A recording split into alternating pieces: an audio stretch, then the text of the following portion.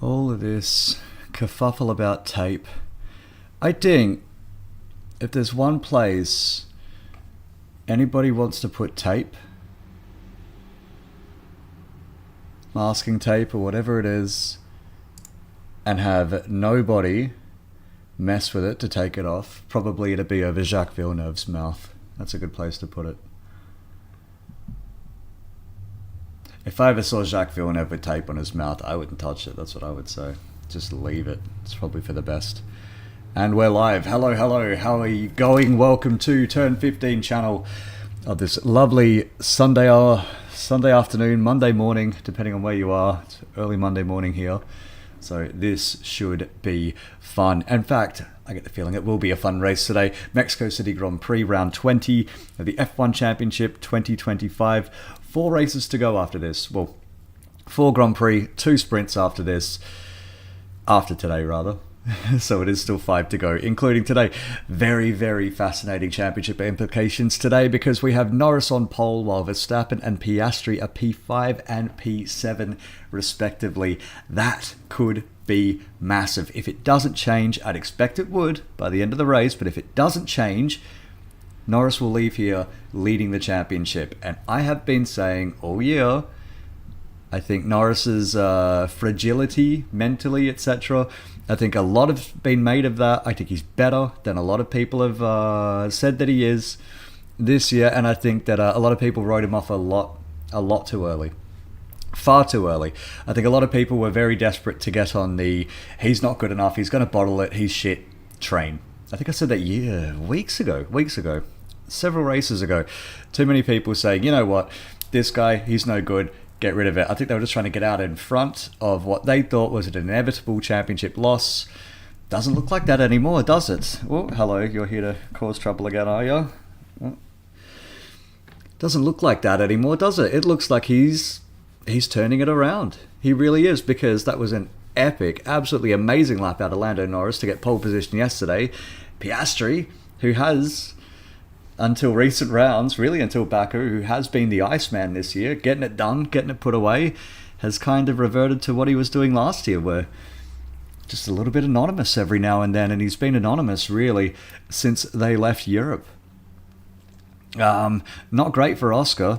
Great news for Norris, and let's see what Verstappen can do as well from 5th, because he is looming large in the background of the championship. A lot of people, Checo Perez, former teammate, saying today he's the favourite to win the championship. Now, I wouldn't go that far. I don't think Verstappen is the favourite to win the championship, but I think he's definitely on the best form lately.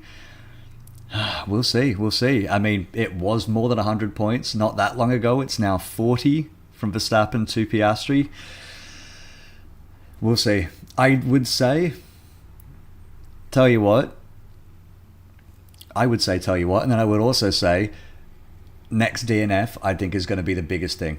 It will be the very biggest. If Piastri does not finish a race, it could be absolutely vital. It will open the door completely for Verstappen and for Norris into the championship. If Norris and or Verstappen don't finish a race from here on out, I think it could almost be curtains. That would be a massive, massive blow to their championship. Every point counts, especially in the run into the end of the championship. Every point counts. They're going to be desperate to make it work. So let's see if they can make it work today. So Norris, Leclerc, Hamilton, Russell, Verstappen, Antonelli, Piastri is the top 7 today. That is quite fascinating. It means that we got Piastri and Verstappen, who should be quick and desperate to make up any sort of position into the race. And then Hadjar in 8th, great lap again out of Isaac Hadjar, another good showing, especially after his troubled run last week. Good to bounce back. Behrman in 9th, Tsunoda in 10th. Again, Yuki unlucky not to make Q2, gets up to P10 by way of a grid penalty. Ocon, Sainz, who ate the grid penalty for his contact last week, with Antonelli in the race, and then Hulkenberg, Alonso, Lawson in 15th, Bortoletto, Albon, struggling in the Williams, Gasly in 18th, Stroll 19th, Colapinto 20th, kind of the back 3 that we've maybe just grown accustomed to this year. The Aston Martin's not great. Stroll's definitely the lesser of the Aston Martin drivers, and that Alpine just is a pile of garbage, really. It's not going anywhere. It's the engine's not quick. The car itself is bang average at best. Not great. We'll see if Alpine can do anything today. They're going to need a miracle, to be honest. Either way, now, race should be starting in about 5 minutes time. Again, I'm looking at that grid and I'm just thinking,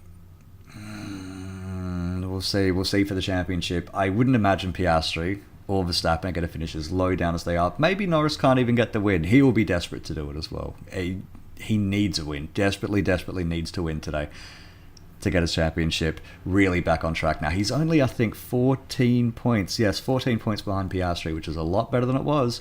It was more than 30 not long ago. So he's also been catching up. Oscar's faltering. Not a lot of people, I think, had this on their bingo card. Oscar looked for most of the championship like he ironed out a lot of the troubles that he had last year in terms of his consistency and stuff. But it's not. I think both of them are feeling the pressure, to be honest. I don't even think it's so much that McLaren have been caught. Definitely Ferrari has caught up a little bit. Although seeing second and third is almost an anomaly. They could even win today, to be honest. I look at that long run to turn one. Hamilton starting third behind Lando Norris. I think we could maybe see Lewis leading today. Maybe if he can get the lead, maybe he can convert it. Who knows? Leclerc in second. So the problem with Leclerc, Russell, Antonelli, second, fourth, and sixth on the grid is that side of the grid is filthy. This track doesn't get used a lot during the year, and it's a bit like the desert tracks like Bahrain and stuff. It just gets very, very dusty when it's not being used, and it's filthy. It's bad news. If you're doing a standing start on a track like that, it will absolutely kill you. It'll be like one side of the grid just throws out the anchor while the other one gets away. Now, here we go. The tyre allocations are out. So Verstappen, Hadjar, Tsunoda, Sainz, Bortoletto, Gasly on the mediums, Albon and Colapinto on the hards. Everybody else starting soft. Now, that's interesting. Verstappen starting on the mediums. He's on the better side of the grid for sure, but starting on the medium, so he's going just straight strategy. He's going to want to watch out, though, because Antonelli, Piastri especially, starting behind Verstappen. Verstappen is going to have Piastri likely just tuck right into him and try to get a draft into turn one. So on the softs, could be Piastri going ahead of Verstappen before turn one. We shall see. I'd say also Norris has really got to get his starts going because they haven't been great this year. Generally, they're not great this year, and Leclerc and Hamilton are just sitting right there ready to pounce. I get a feeling about Ferrari today. I really do. It's been a year since they last won a race as well. In fact, their last win was at this track last year, with everybody's favourite Carlos Sainz picking up the win fantastically. If Sainz wins from 12th today, I might actually shit myself. That would be incredible. I don't think it's going to happen, to be honest. Either way. Now, any news? What do you think? Any news going on? It's only been a week. It's not been a big week either since the race in Austin at COTA. So, bunch of rookies in FP1. I think of all of them, Lindblad did fantastically well, finished 6th. In FP1, looks like he really got a handle on his Red Bull. Finished ahead of Yuki Tsunoda. I know there was like a tyre offset and stuff like that, but it is good to see Lindblad get in there and not just struggle with that car down in like 20th or something. So I'd say Red Bull are absolutely going to pull the trigger on him. I think they like the look of him. We are probably going to see Arvid Lindblad on the grid next year in a Racing Bulls. As for Yuki, I get the feeling it's probably not going to happen. Red Bull said that they'll make an announcement after Mexico. Will make their decision after Mexico as to who's going to drive this car next year. It's probably going to be Hadjar, let's face it. It'd be a shame to lose Yuki off the grid. I think he's alright. He's one of those guys who's he's decent. He's decent. He is quick. He's a quick driver. I think it's been just an unfortunate cameo at Red Bull because he was very quick in the Racing Bulls last year. He was quick in the Racing Bulls at the start of the year. He's sort of come into his own, and then it's just sort of been torpedoed by that bloody Red Bull car. So who knows? Yuki next year, welcome to, I don't know, Aston Martin with Honda as a reserve driver maybe, or welcome to IndyCar. Yuki Tsunoda in IndyCar would be pretty cool, actually. He's an aggressive driver, and he's a quick driver, so I think maybe he would suit that car. I'm not sure that he would want it, though, really. It would be fascinating to see him at Indy. At the Indy 500, if he ever wanted it. There's Kimi Antonelli. Tyre warmer's about to come off because the formation lap should be getting underway any second now. Now, before we go on, anything else? A big to-do about grid tape in COTA. Red Bull basically acting the fool. McLaren playing games with them back. I think it's just... I'm not even sure it's worth going into, to be honest. Basically, you'll see it next to Lando Norris's car. They put up tape, a big strip of masking tape on the wall, just to sort of line it up, just so he can like line up exactly where to stop in his grid spot. Lando says that he only uses it as a backup. Whether that's true or not, well, we'll see. Looks like the grid's starting to get underway on the formation lap, so race will be starting in about 90 seconds time, give or take. Yeah, Red Bull's been trying to mess with the grid tape all year. Just anything they can do to help throw Lando off. I mean, technically, the grid, the tape is not part of any sort of rule set in Formula One. It's just one of those outside. Wow, that's 3 gigantic guys sitting on the inside of turn 2. They're absolutely massive. They look familiar too. I mean, if you think those guys are tall, you should see that Wembayama, what plays for San Antonio.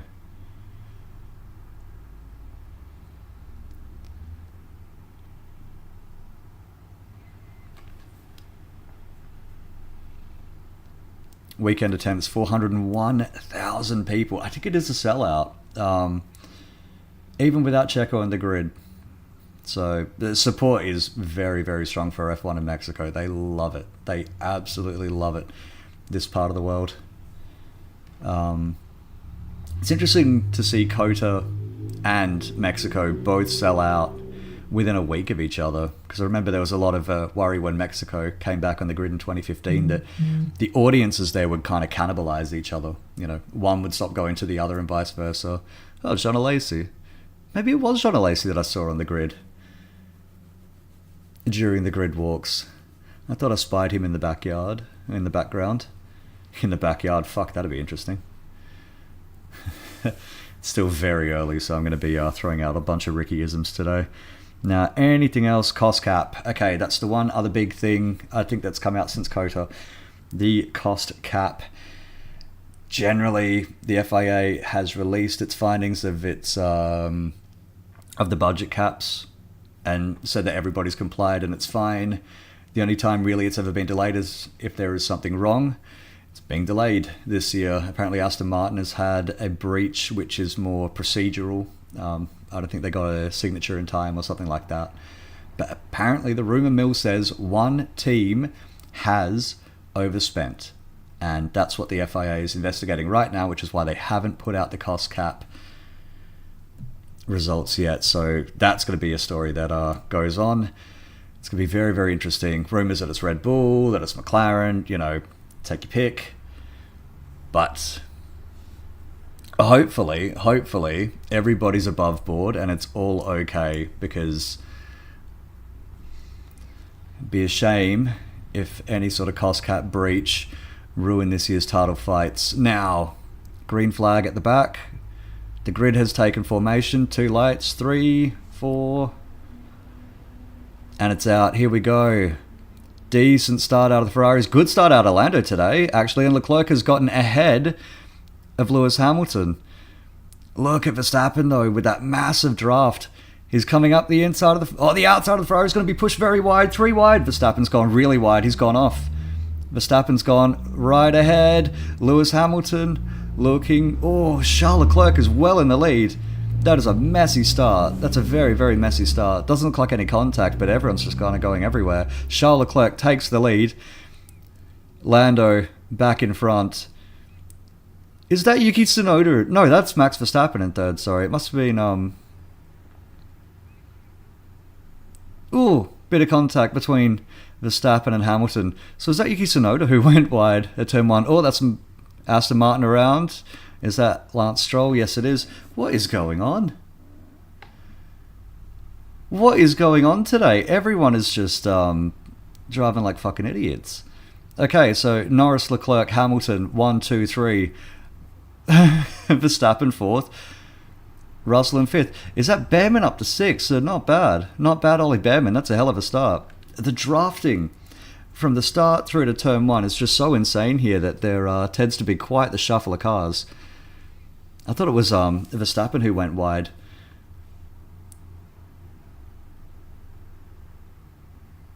At turn 1. No, it must have been. It must have been. Because it's... Could it really have been Yuki Tsunoda who got such an amazing start? I'll have to see a replay of that. It's one thing about it being so bloody early in the morning. I feel like I'm still half asleep. Either way, lap 2. What's this George Russell radio? Verstappen cut the corner. Yeah, brake late and cut the grass. At least get the position back. So Russell wants a redress.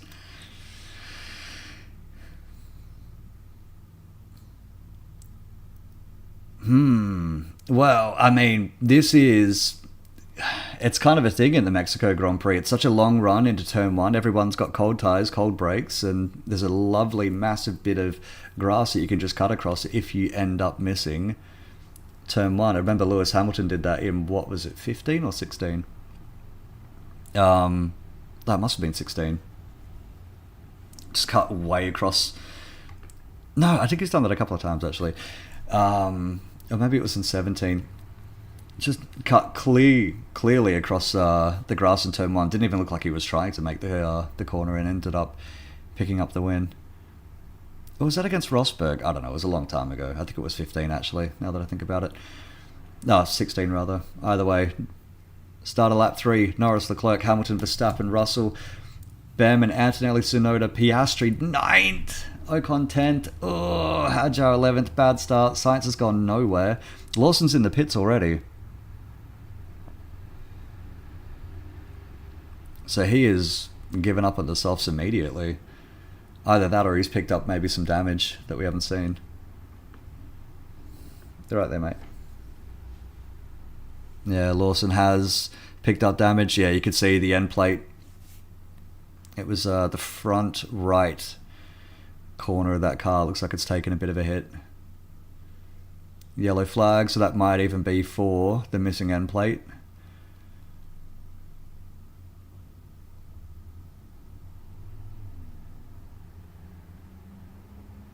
I guess one other thing I'm keen to see today is how long the timing board goes before it collapses. Well, there you go.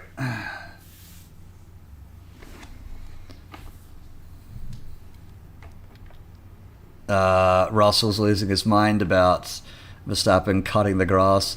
He's trying to be Max Verstappen's nemesis.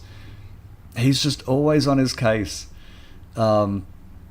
I don't even think it's like really a personal thing. I think he just figured one day, you know what, I'm gonna fuck with this guy. Remember he called him a bully and all of that last year. Oh, here's Piastri looking at Tsunoda. Now Red Bull are going to be saying that, hey Yuki, if you can keep Piastri behind today, maybe that ride is open for you after all, huh? Now,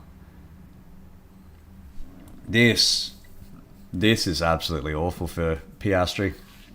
Started in 7th on the soft, so he really was looking to make some progress early on, and it looks like he's just gone backwards instead. Not great, not great. I really want to see a replay of the start and just figure out what happened there, because it looked like an interesting start for about 15 of these drivers.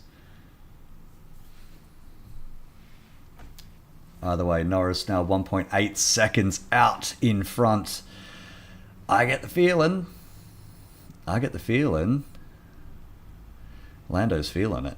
That's what I get the feeling. I get the feeling that he's feeling it. I get the feeling that Lando, if he keeps this up, could end up walking away. Now it's only lap 4, just going lap 5 now.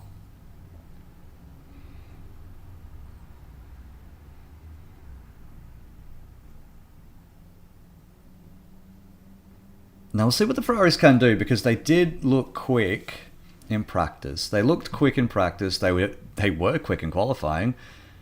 But what is that race pace like? Can they convert? I can't believe they actually have not won. So here we go, a replay of the start. So it was a good start out of Leclerc, actually, on that dirty side of the grid.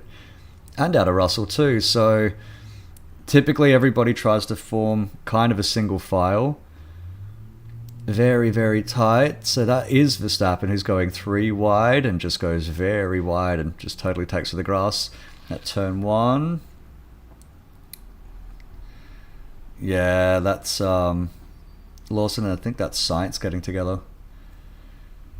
So that's where the damage for Lawson came from. Here's an onboard with Hamilton. So again, just tucks in Charles Leclerc. Oh, that's very close between the Ferrari drivers. Very, very close. And just look at the draft that he got behind that McLaren. Oh, a little bit of contact between the Ferraris there.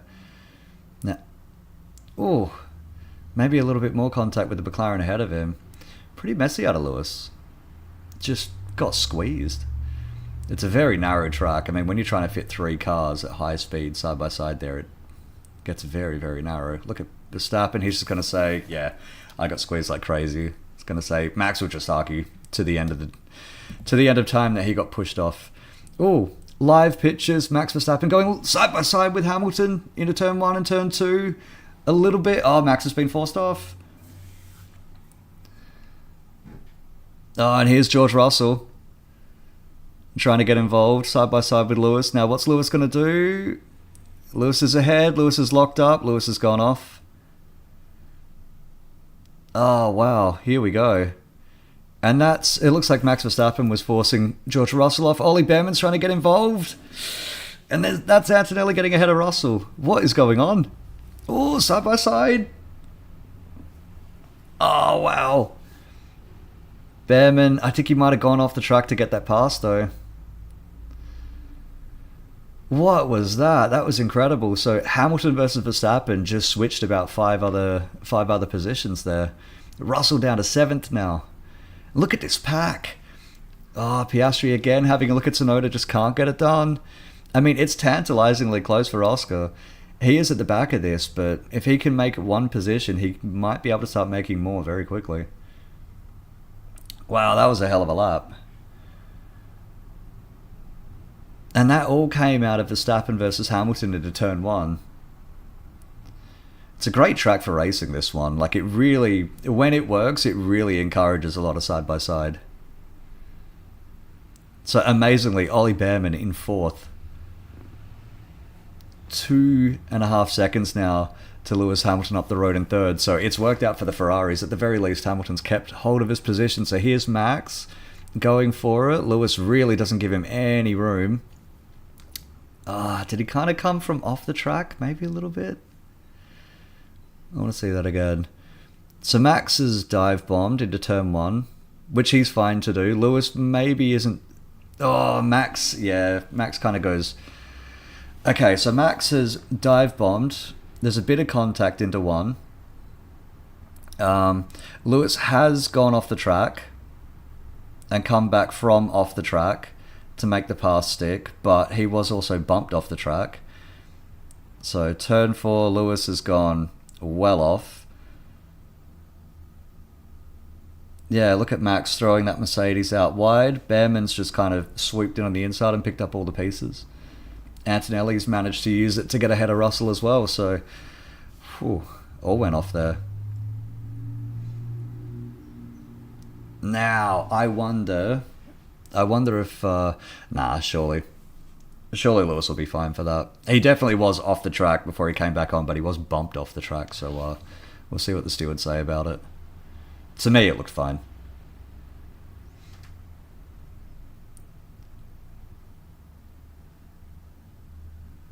Whew. Well, that was fun. So, Sainz Alonso incident, leaving the track and gaining an advantage noted. Oh, that's Piastri on Tsunoda. Needs to make this pass work. Again, Tsunoda's on the mediums, Piastri's on the softs. He needs to get by. Really, really needs to. Oh, Hamilton failing to follow race director's instructions, escape road noted. Well, he didn't take he went off on the escape road, and then it looked like he just cut the escape road to go across the grass. I mean, they would say you should have slowed down more and taken the escape road to come back, so let's see what happens there.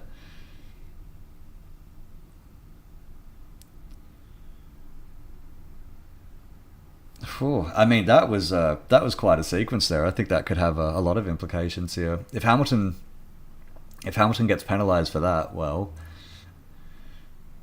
dang, Liam Lawson out of the race now. Yeah. He's been having an okay go of it in the second half of this year, but an okay go does not really guarantee anything for next year. Let's see what happens with Lawson. What are they doing about who took advantage into turn 1? Was that Bortoletto getting by the Williams as well? Good stuff. Even if it is everyone's favourite Carlos Sainz. Now Alonso's on his case.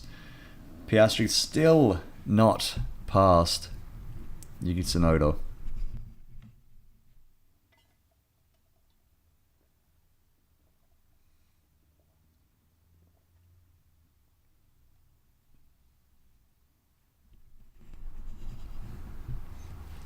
So Lewis Hamilton under investigation now.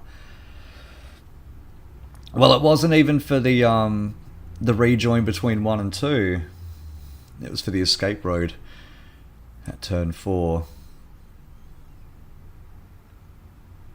I mean, to me, they will say that Lewis should have slowed down in the escape road, because he didn't go off at turn 4 onto the grass. He went off through the tarmac runoff, so he could have been... Oh, here we go. Verstappen Hamilton turn 1 collision noted. This is going to be very interesting. This could be Hamilton kind of getting screwed here. Hamilton's also dropped 5.5 seconds off the back of Leclerc. So Lando and Charlie are just sort of disappearing at the front here. Now Antonelli staring right at the back of Max Verstappen.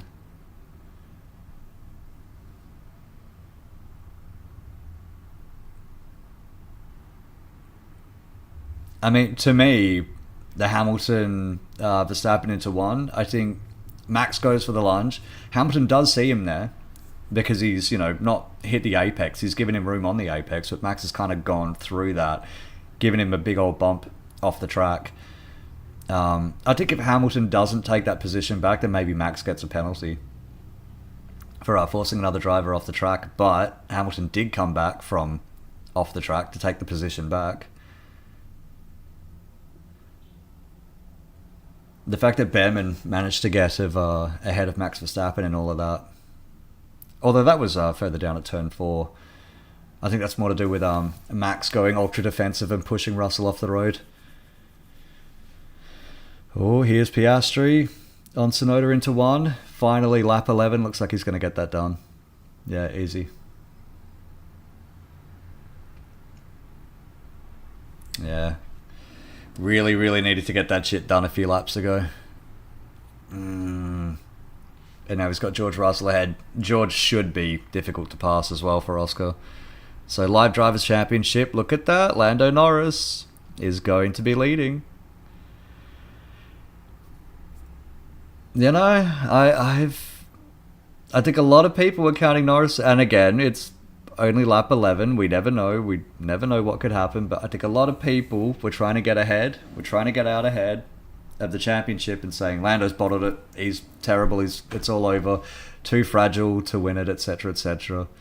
He could be leading with 4 rounds to go. He could be leading the championship. And I tell you, all the momentum's with Norris and all the momentum's with Verstappen lately, because Piastri, I've said before, it looks like both the McLaren drivers this year have been feeling the pressure. More so even than Red Bull catching up. Although they have caught up, that car is a lot quicker than it was at the mid-season. But I think part of that form swing is also Max feeling it, really, really feeling like he's got a chance, and then just summoning the inner goatness of him. But I think a big part of it, Norris and Piastri are both feeling massive pressure. You could see with Piastri, it's like it started in Baku and it's just kind of like snowballed from there. A little bit like what Lando had earlier in the season when he crashed at Saudi in qualifying, and it just kind of put him off for the next few races. So let's see what Piastri can do for today and then for the rest of the championship, because this could be massive, absolutely massive for Piastri, absolutely massive. And to my mind, I mean, after Zandvoort, he was what, 32, 34 points or something ahead of Lando in second. That's a massive swing. Like, that's huge for a car that has already won the championship. It's almost inexcusable, to be honest. And it makes me think, between Lando and Piastri, I think the most deserving champion would probably be Max Verstappen, if I'm honest. It's a little bit of a 2012-ish for me, where you've got a guy in a car that is not the class of the field who is just performing absolute magic. Now, that's Esteban Ocon having a go at Yuki Tsunoda. Into turn 1, 2, 3. Whatever's going on with Tsunoda's car, it is not liking those medium tyres anymore. And Verstappen's got the Mercedes right on him as well, so it's not like the other Red Bull's really disappearing up the road here.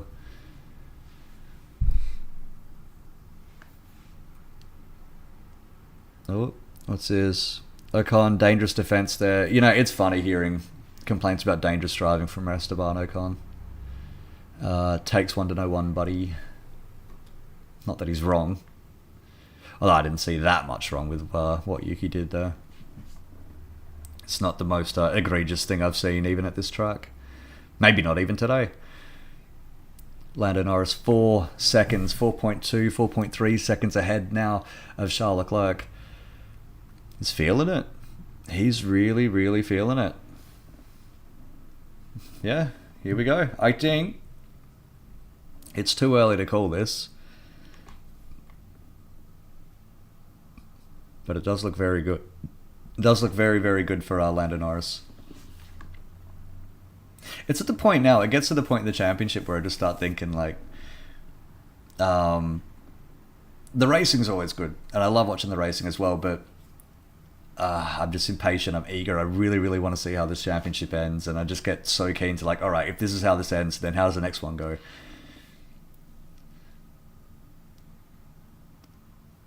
It's an exciting run, and I'll tell you that. No further investigation. Sainz Alonso leaving the track and gaining an advantage at turn 2. Fair enough.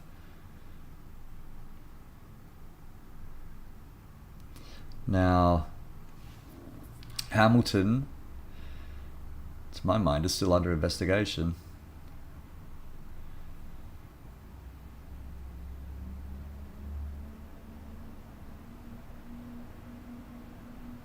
God, you can see just how bumpy the track is from the onboard, can't you? That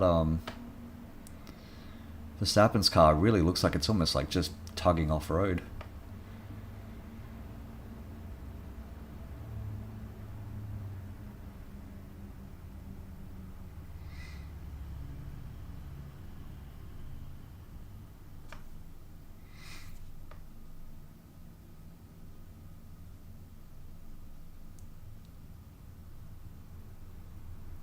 So, lap 15, Norris 5 seconds ahead of Leclerc.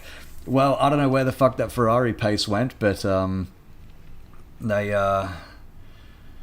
certainly haven't been able to keep it going today. Oh, Hamilton, no further investigation. Well, for the escape road, you could say Lewis has escaped a penalty there. Still under investigation for leaving a track and gaining an advantage, so that would be leaving the track and getting an advantage under investigation now for Lewis. So failing to follow the race director's instructions is fine,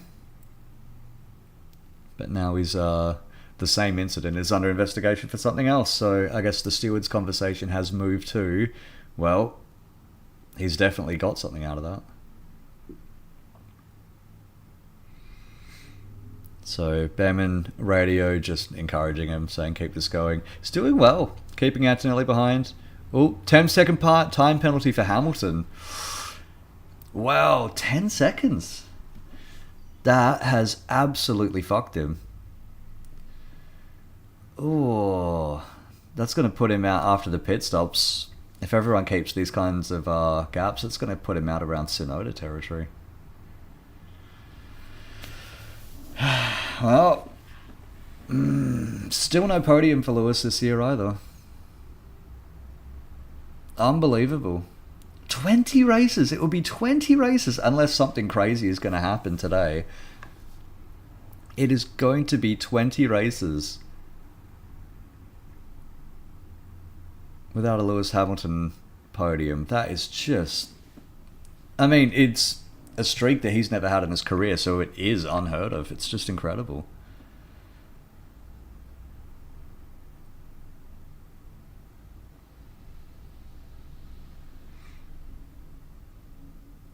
Okay, so now Crofty's going to be asking, should...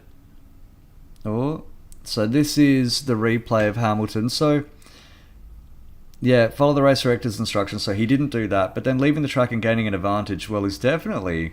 I mean, he was side by side with those other cars, and he's come out like a second or so ahead. All right. Now, Crofty asking, didn't Charles Leclerc do the same thing at the start of the race? Kind of, yeah, but they tend to let lap 1 things go, because lap 1 is very different to how the rest of the race plays out. There are cars everywhere doing all sorts of things, and if you start adjudicating too heavily on lap 1, you will kill the racing. You really will. It's not so much that they let them get away with cheating or anything like that, but it's extenuating circumstances, shall we say.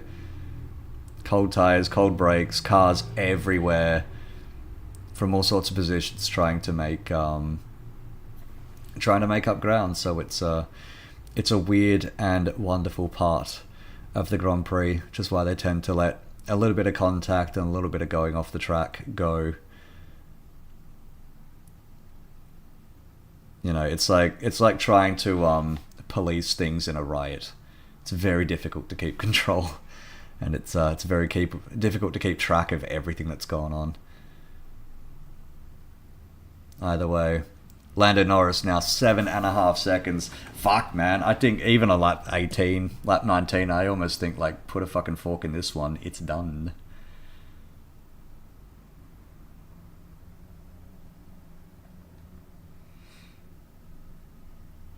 Now, I think it all comes down to what can Verstappen and Piastri rescue. Now, Verstappen started 5th, is still running 5th.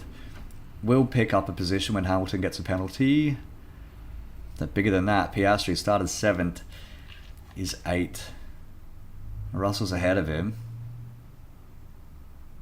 And Russell's going to be driving angry as well. George Russell is going to be looking at Behrman in 4th and thinking that should be me right there. Carlos Sainz makes a pit stop. 5.1 seconds. Why the fuck were the Williams guys fist bumping each other after a 5-second pit stop? Unless somebody cut like a fucking great fart or something there, that is just inexcusable. Maybe somebody dropped a wheel nut, did one of those like drop and then amazing catches on a wheel nut. And everyone got into that. Maybe the standards are through the fucking floor there, I don't know. It's very odd that you'd be seeing that sort of shit after a 5-second stop. Generally that's just when people start throwing shit out of frustration. Now, it's like according to F1, according to Amazon, the pit window for the soft runners should be coming up.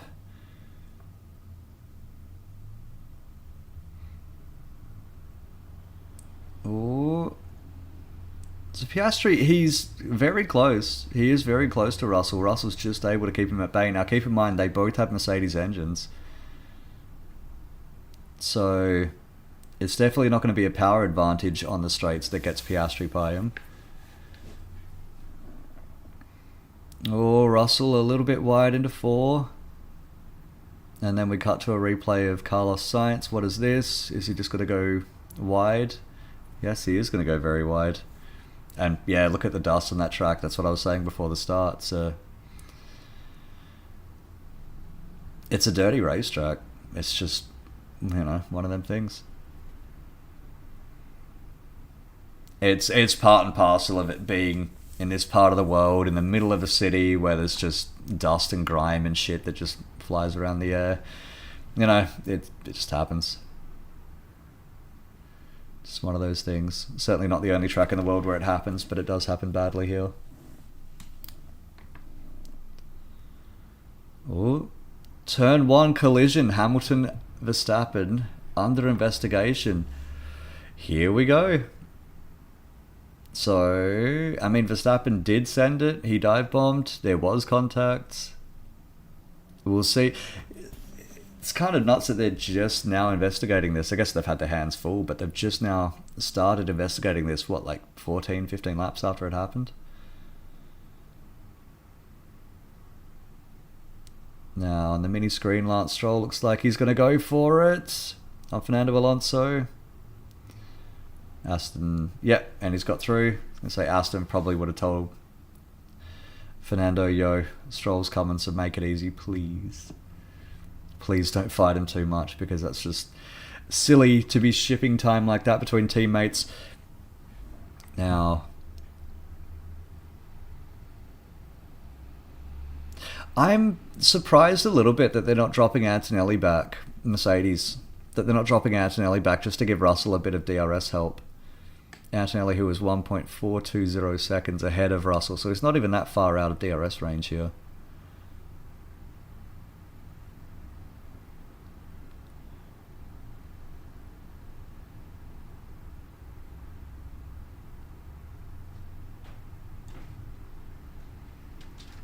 Yeah, 1.3 seconds between Antonelli and Russell. I am surprised. I would have thought that Mercedes would say to Antonelli, just back up. You only need to back up like half a second and let's just get some DRS going, because, Piastri is still behind George Russell, but he's not that far behind. It's not inconceivable that he just figures he has to fucking send it. The problem with Piastri is, for his race today, is that he's in a really tough spot. Alonso in the pits. He's in a really tight spot here. Oh brother, where art thou? He's in a tight spot. He's leading the championship. He needs to... leaving the track and gaining an advantage. Noted turn 3 Verstappen. Well, that must be lap 1.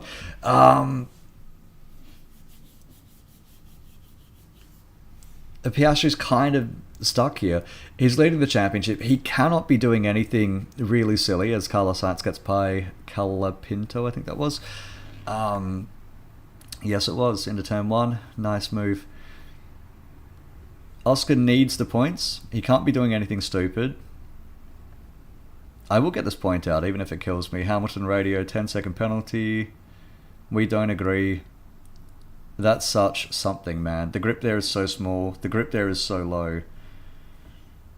Yeah, well, Lewis is always going to be upset about that. Ferrari saying, we know, Lewis. Either way, there's Oscar again looking at the back of George Russell, just can't quite get it done. He is close. Like I said, he's leading the championship. He needs the points. He desperately needs the points. He desperately needs to not DNF here. He cannot have contact. He can't damage the car and get sent out of the points and have to try to salvage something back. A bit like what happened in Albert Park. He needs everything that he can get. At the same time, Norris is running away with it at the front. 10 seconds now, a lead. Norris has, I think, a full pit stop between himself and Verstappen in 5th already. Verstappen likely to cop a penalty here as well. Well, we'll see what the stewards say, but I don't know. We'll see. Verstappen could well cop a penalty here. Piastri desperately needs these points, but he just cannot get it past Russell, and he's not in a position to really force anything here unless he gets very desperate at the end of the race. Oh, here we go, box. Antonelli. And Antonelli has gotten out of his way. Gotten out of Russell's way.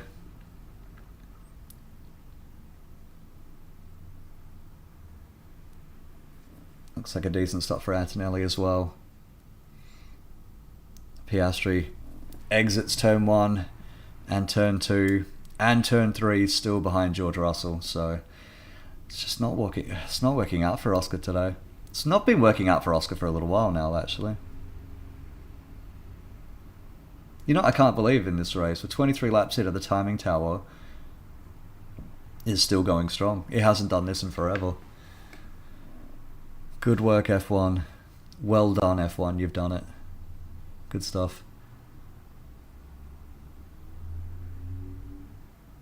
About a third of the way through this race, and it's still going strong, so good stuff. Either way, Norris, Piastri, what is that? 5 points. Hamilton box, and this penalty is going to absolutely sink Lewis's race. Absolutely going to sink it. In fact, where is he going to come out? Maybe around Strollish. In fact, no, he won't. He's going to come out way lower than that. It's a shame for Lewis, you know. Running third. Looked very, very secure there in third. After that, no further action between Hamilton and Verstappen. Oh. Yeah, I mean, I don't know. It's just one of those things, I guess. So Hamilton gets going again. Yeah, absolutely sunk his race, this has.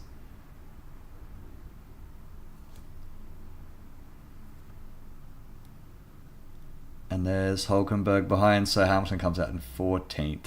Ugh. Awful. So, looking at everybody who's pitted, he's come out behind, by a margin as well, behind Antonelli. So yeah, he's going to be out. When the pit stop cycle through, he's going to be maybe just in front of Tsunoda, and that's it. Not great. Not great. And that's Kimi Antonelli being held up by Lance Stroll. Uh-oh. I mean, Stroll's on very old softs, Antonelli's on new medium, so he should be able to use that. Look at Stroll struggling in the S's as well. There's no grip left on those tyres. He should be able to use that grip advantage to get by. Not here. Behrman in the pits as well. Should be able to use that to get ahead, maybe into turn 1. We'll see, because he'll be able to get a great exit out of the final corner. It's Piastri in the pits too. So Piastri never got by George Russell after all. He's looking to undercut him here.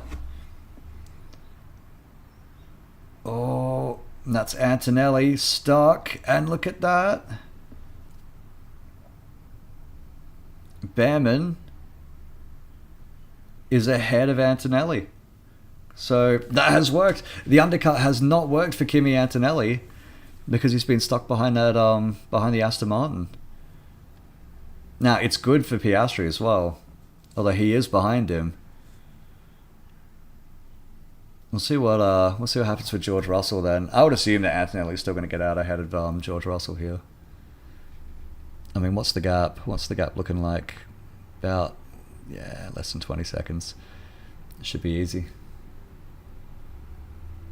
George Russell, box. Now, Piastri following a Williams here, so this is where it's going to get tight. That's what she said. This is where it's going to get tight between Piastri and Russell here.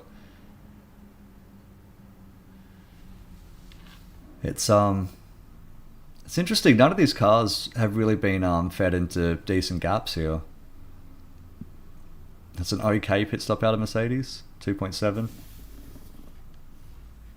Definitely nothing world beating. So that's Kimi Antonelli goes by. Russell comes out of the pits. Piastri is drafting the Williams. Oh, he's going to have a massive speed advantage, but it looks like Russell is going to stay ahead. And he is. Alex Albon. Here we go. Russell just ahead of Piastri now. Out of turn 2, out of turn 3. It's As You Were. And that is a absolute savior job for Mercedes by Alex Albon there. He has totally saved their race. Keeping Piastri behind, because that was a dead cert that Piastri was going to jump George Russell without that bit of intervention there. And there's Hamilton now looming. I wonder what Lewis can do with the McLaren, actually. Science incident, speeding in the pit lane. Well, fuck. That is generally a slam dunk. Damn it.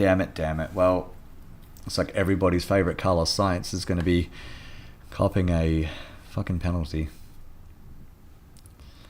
Dang.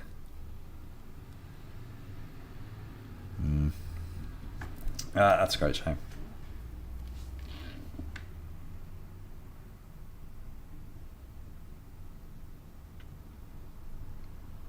Stroll on the pits now too. So here's Lewis Hamilton. He'll be getting by Alex Albon surely. I mean, look at the...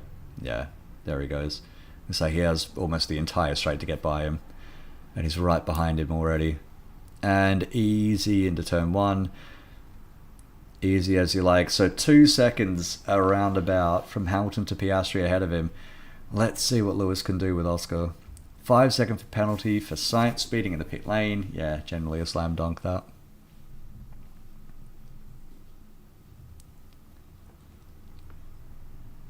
Hulkenberg out. Power unit issues. It's a shame for Nico. He had a great run out in Austin, except for the sprint.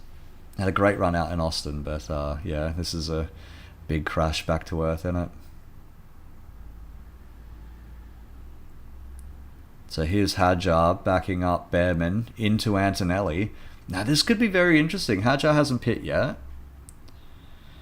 He hasn't pitted. Behrman has. Antonelli has. Now Hadjar stays out, so at the very least Behrman will have a bit of DRS here. Antonelli is going to try to follow him through, but look how far back he is. He just hasn't made that work at all.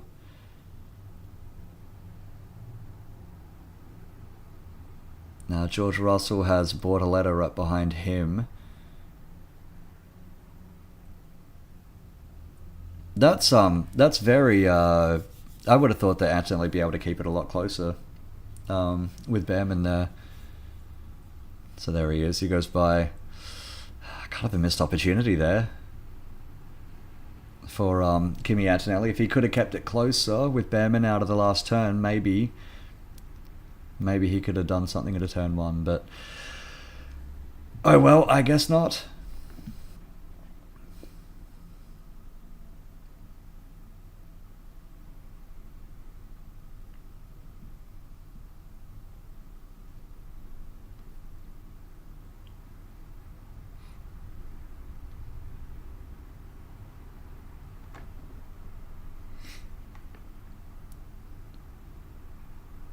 Crofty talking about a potential podium for Haas for Ollie Behrman, which would be their first ever. Indeed it would be as well. It's only lap 29, so let's see. We've had a lot of weird podiums this year. A lot of strange podiums. Hulkenberg, for one, could be the weirdest. Hadjar for another. Science as well in Baku. There's been a lot of strange podiums this year. Still no podium for Aston Martin as well. I would have thought that Albon would hit the podium this year, considering how close the Williams has been. If you think that Bortoleto's had a podium... Not Bortoleto, sorry. Hulkenberg's had a podium. Like if Sauber's done it, if Racing Bulls has done it, if Haas could do it today, then I would have assumed... No, and Sainz has done it too. I would have assumed that maybe Albon would hit it. Because he's been very, very good this year. Had a bit of a dip lately, but generally has been very good. Now, what is this Carlos Sainz? Is this going to be him speeding into the pits? Couldn't see shit from that. Is the pit lane limiter not working? The car's jumping in the pit lane. Don't know why Massa jumping in the pit lane. Something's broken. Check the vibrations. Yeah, it looks like it's It's not Carlos fucking that up. It looks like the car's just not working right. Well, fuck. That's a shame.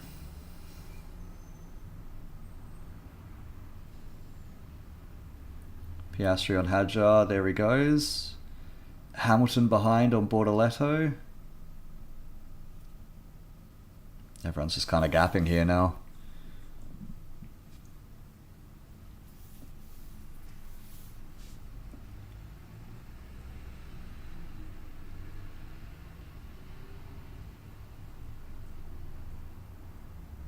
Look at that. Norris 16.5 seconds out in the lead. You know what? It's early, but I'm almost thinking we stick a fork in this one. I think it's done. I think it's done.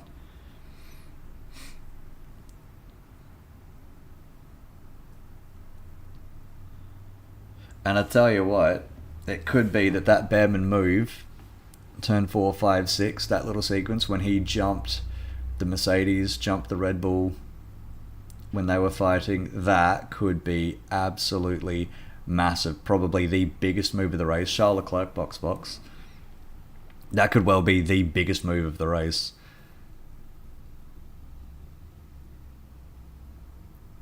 Absolutely the biggest move of the race if it ends up securing him a podium. And that's big for the championship as well. Because if you get like a Haas taking points off a Red Bull, that's massive. That is absolutely massive for Lando. It's massive for McLaren, massive for Lando. And not in a good way, it's massive for Verstappen as well. I mean, Max really... This is why I've been really tempering expectations on Max winning this championship. In terms of like form, generally form, maybe a little bit messy today, but especially over the last half of the season, Max has absolutely been the form guy.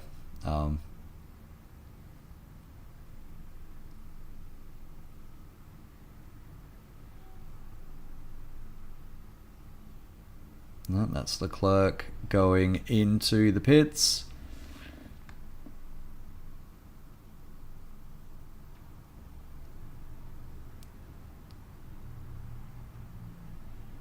Looks like a decent stop for Charles Leclerc as well.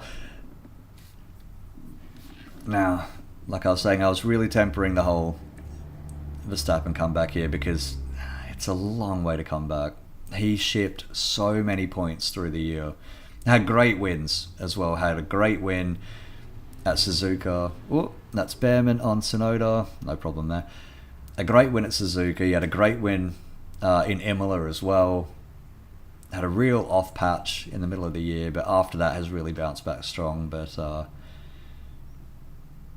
even with all the points that he's gained on Oscar Piastri, and will gain more today, that's still such a massive disadvantage to try to come back from. And it's not like the McLaren has fallen off like a Brawn, although, you know, Piastri is in 8th today. It's not like that. I think Oscar's just sort of feeling the pressure. I think if Oscar and Lando just both go away and properly reset, and it looks like Lando's already doing it, if Oscar just goes away and properly resets his mind and his mentality and all of that, he can come back and just ease Max out of it. Because the thing is, he's already got more than one race advantage on Max, so... The Max is going to need a lot more to take the title fight even to Abu Dhabi. And Oscar needs to realise that. He needs to realise that he is absolutely, when it comes to Max, he's absolutely in control. He just needs to ease it out. Just squeeze it out slowly, edge him out. A bit like parking the bus in a soccer game that you're leading. Just see it through, ease it out. You've got the advantage. Just don't lose your mind.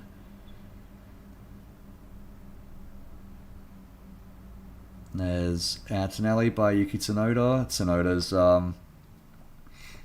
settling into another pretty anonymous run today. 32 laps in the medium, same as Verstappen. Although Verstappen is quite a lot further up the road. Though I wonder if the Red Bull, as Russell gets by Yuki Tsunoda, if Red Bull are going to be telling Yuki, just hold up Piastri. Just hold him up. Don't worry about anything else, just hold up Piastri. Let's see how long Yuki can keep Oscar behind, if he can keep him behind. That said, Yuki's tyres are absolutely gone, so I wouldn't imagine that he could put up that much of a fight. It's a shame he just kind of seems on a hiding to nothing. And I wonder if he hadn't changed teams, if they had kept Lawson, stuck with Lawson this year, maybe if they promoted Hadjar very early, what would have happened with this Red Bull? What would have happened with Yuki? Oh well.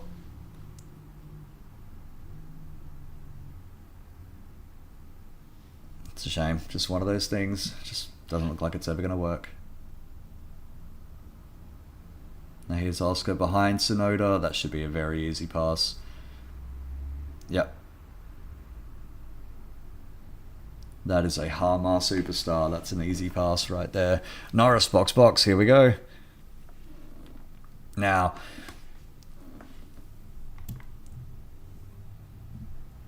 Norris is going to come out so clearly in the lead as well. He's got 38 seconds to Charles Leclerc behind him. That is just such an insane gap. Like, it's not even worth worrying.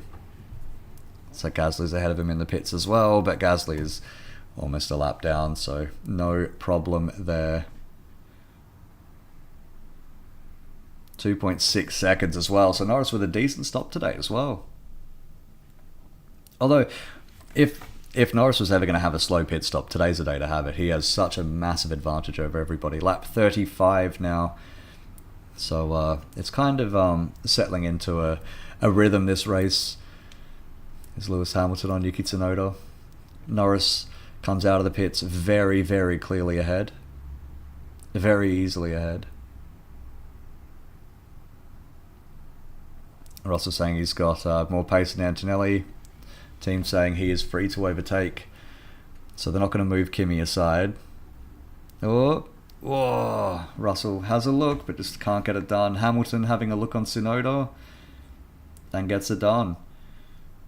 Tsunoda is just dropping like a fly here. Those tyres are completely fucked. They're totally done. I think Tsunoda probably should have been... I'm not sure exactly what Red Bull's aiming for here, but with the sheer amount of pace that Tsunoda is dropping here, you figure it'd be more prudent to pit him and get him off those tyres, because they're very clearly not working anymore.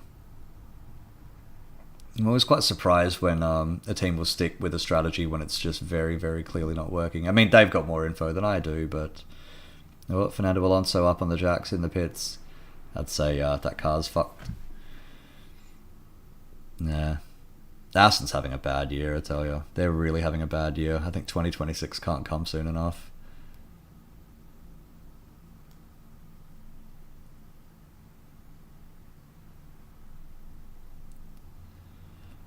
Yeah, a rubbish season for Aston Martin. Absolutely rubbish. Which is a shame. I wasn't expecting exactly 2023 out of Aston Martin this year, but they've really just shown absolutely nothing all season. I know Adrian Newey doesn't give a shit about trying to solve anything with this car, but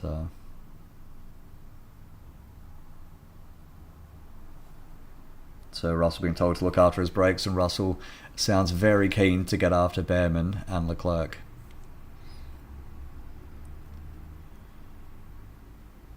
He's got to get by his teammate first. Could George Russell end up on the podium? You know, that Haas isn't that far ahead. History says that Haas does not get podiums either.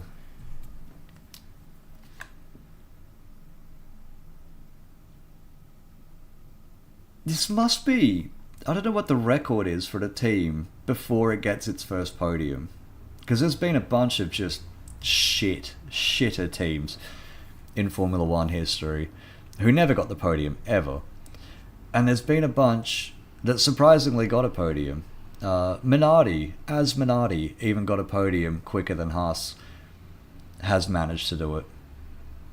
And Haas has generally been better than Minardi really ever were. Kind of almost every season, except for when they had Mazepin and Schumacher in the car and they were just tugging at the back. When was that? 21, I think. That was fucking rubbish season out of Haas. Sonoda finally hits the pits.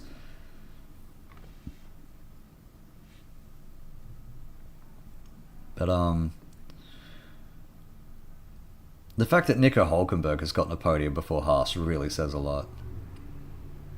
I'm just surprised more than anything. Very surprised. That's Ocon getting by Alex Albon. Williams is having a very anonymous race today. Oh, that's a decent little sequence there between Ocon and Albon. Through 1, 2, and 3. Side by side into 4, and Ocon stays ahead.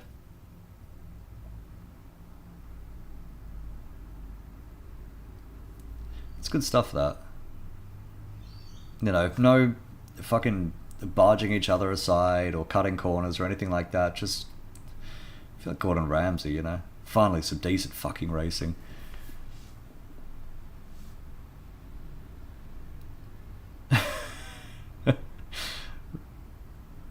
Russell's very animated on the radio.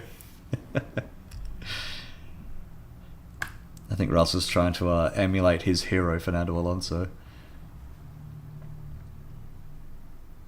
A lot of brake dust coming out of that McLaren as well.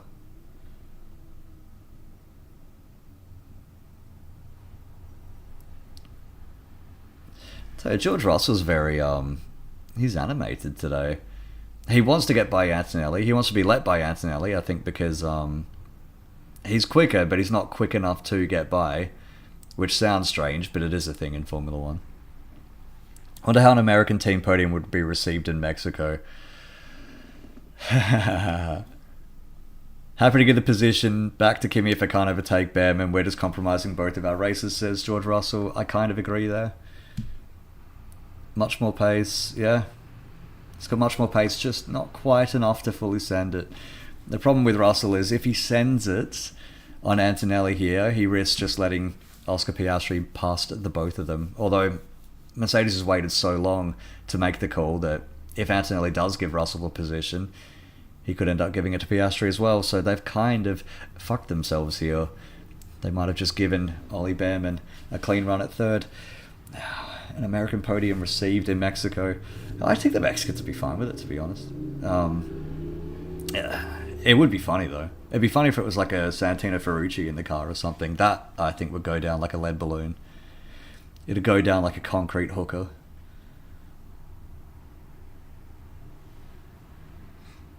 You know, unless Ollie Behrman gets out with a fucking MAGA hat or some shit on the podium, which I doubt he would. I think the fact that Ollie Behrman is British sort of helps. I think Cadillac's trying to patch US-Mexico relations just by hiring Checo. It's probably the best way that they can get away with it.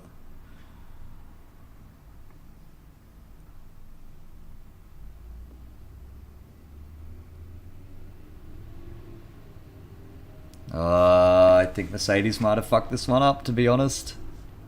They might have fucked this one up. And surprisingly, Antonelli, I think either he's trying to preserve tyres and brakes by not sticking quite so close to Behrman, but Behrman is, you know, he's more than a second ahead now. I'm surprised Antonelli hasn't been able to keep up. I think it all came from...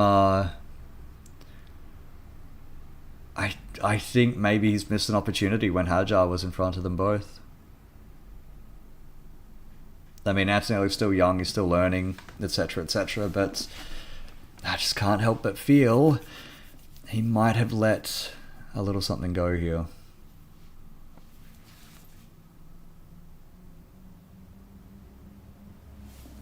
Oh well, either way, it's good news for Piastri. Not Piastri.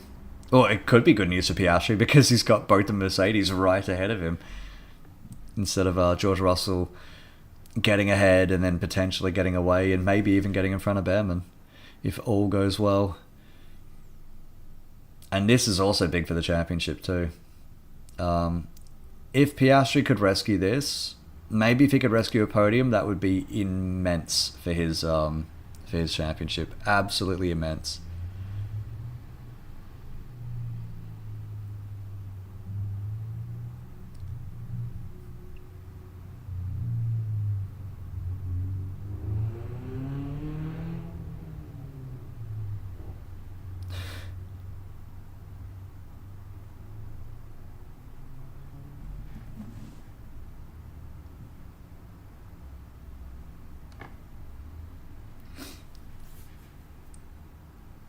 Russell is losing his mind quite entertainingly now.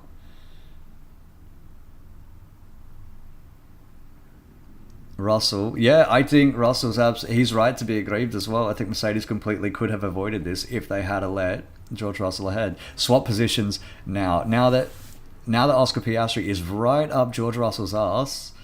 Now, how are they going to do this? They could actually get it done. Wow, how about that? Oh. It's not the very cleanest of passes there, but it worked.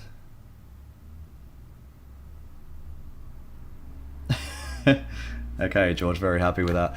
The problem is, and I wonder if Russell knows this, I don't think Antonelli is likely to keep Piastri behind him.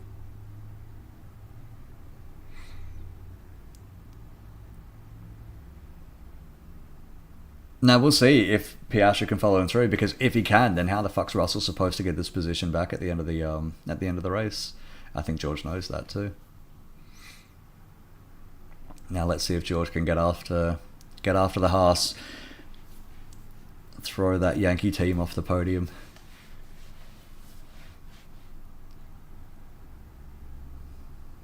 Not today, Jailbird Gene. Not today. That's what George Russell's going to be thinking.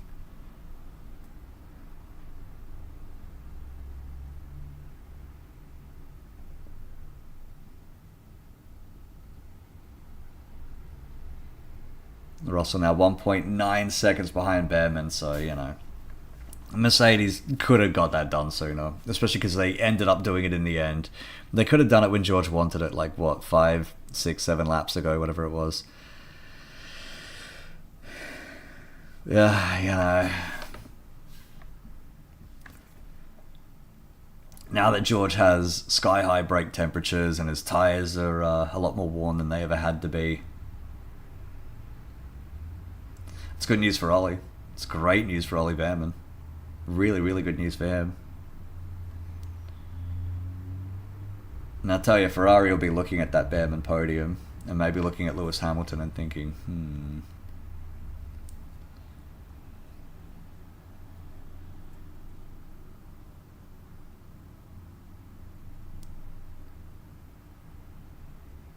Lando Norris being asked to help the other side.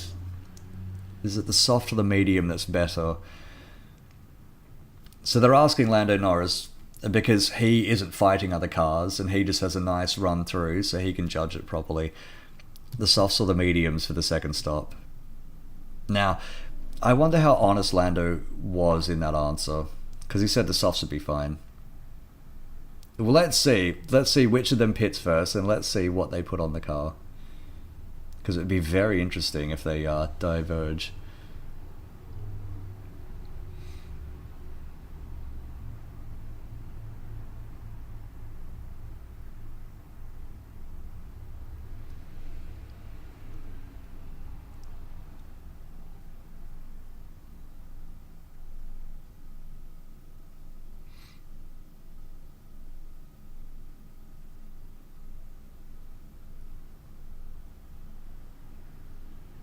Albon past Colapinto as well.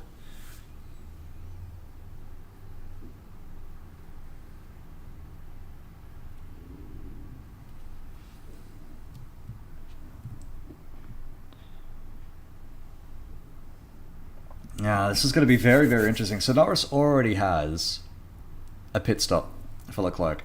That's done. The big thing is Verstappen. The big thing is Piastri.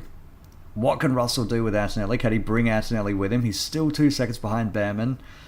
The problem is, Russell, I think, even if he was genuinely faster than Antonelli before, I think they've waited too long to swap positions.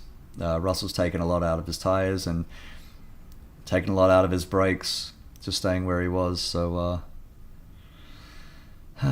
not great. The good thing is that he's helping Antonelli to keep Piastri at bay just by giving him a bit of DRS. Now this is Albon. Is this Albon getting by Colapinto?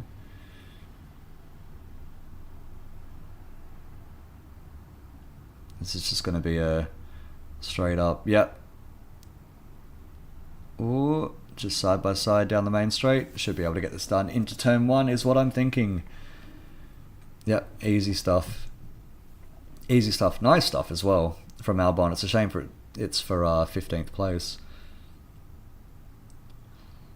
And there's Piastri. So it was what, 5 points, 7 points that Norris would have been leading by, now down to 3 potentially. You know, it's not totally lost that Piastri could jump these Mercedes cars and maybe end up on the podium after all, which would be absolutely amazing for his championship. It means that he'd be able to hold the lead. If Oscar can hold on to the lead of the championship here, that's massive for him, and I think that'll give him a lot of confidence going ahead.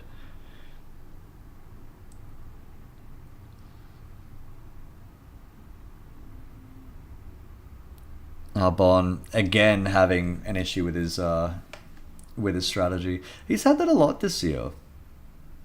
Albon, he's generally coming on the radio and he's very flustered and upset. He's not getting information that he needs or that he wants from his team.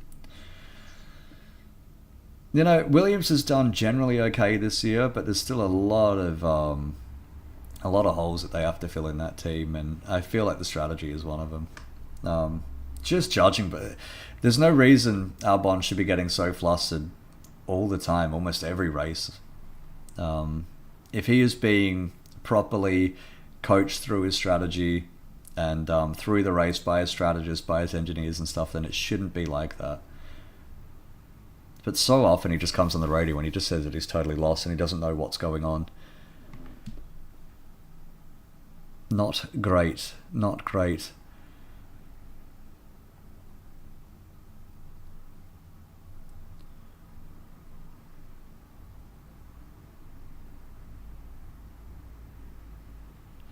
Kind of surprised Hamilton hasn't really gone anywhere here. So he's got Verstappen now 1 second behind him. So Verstappen is absolutely flying.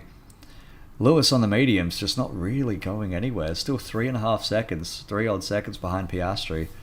Piastri, who is being held up by the Mercedes as well. Now also crucially with the Mercedes, look at that. Antonelli is more than a DRS length behind George Russell.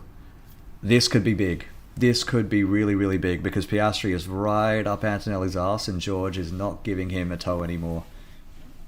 Now, is this George 2.4 seconds now behind behind Behrman? Is he finally starting to settle that car down? Maybe go after Oscar properly? Can Antonelli hang with him, or is George thinking, fuck gimme, just let him sink?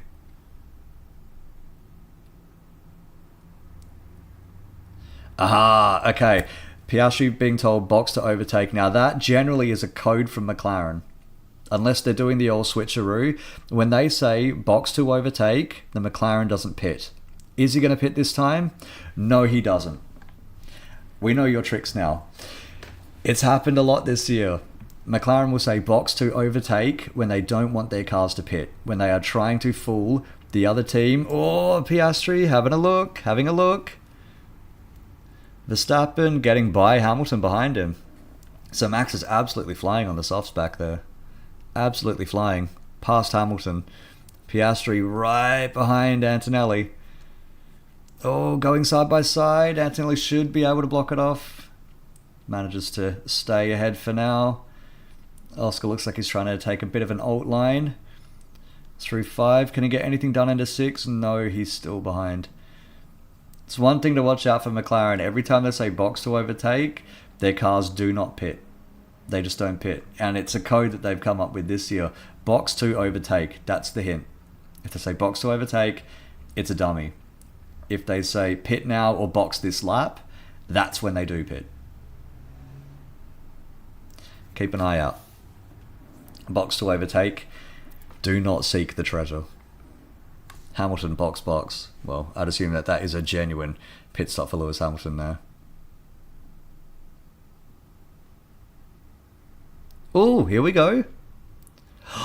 Oh no, wow. So Antonelli and Piastri both pit at the same time. Oh, it's a slow pit stop. It's not the fastest pit stop out of McLaren, and he was stopped because Hamilton has been pitting as well. Oh, come on, show us. Piastri's gotten ahead. 4.6 second stop for Antonelli, so something went wrong in the Mercedes. I thought the Piastri had been given a get out of jail card there. Piastri was slow getting out of the pits because Hamilton was coming in behind him. Oh, wow, that's amazing. Mercedes, what happened? 4.6 second stop? Well, that's fucked. That thing's totally fucked then. Russell's going to have to pit now then, or he's going to get overtaken. In fact, depending on Piastri's outlap, and he's got 2.2 seconds of the Haas ahead of him, so it shouldn't be held up that much. God, he might be able to get ahead of both Mercedes here. Russell's going to need to pit. Either that, or they have to do something very, very different and very spectacular. Russell, box, yeah, here we go. Kind of be forced into it this time.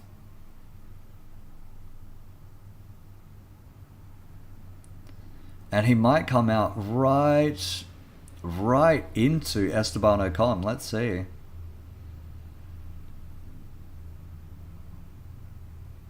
I feel like it'd almost be better for Mercedes if Ocon pits, just to stop Oscar from getting such a massive tow down the main straight.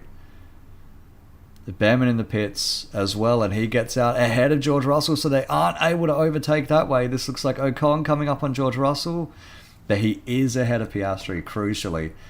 Now, what's Ocon got to try to do? He stays behind.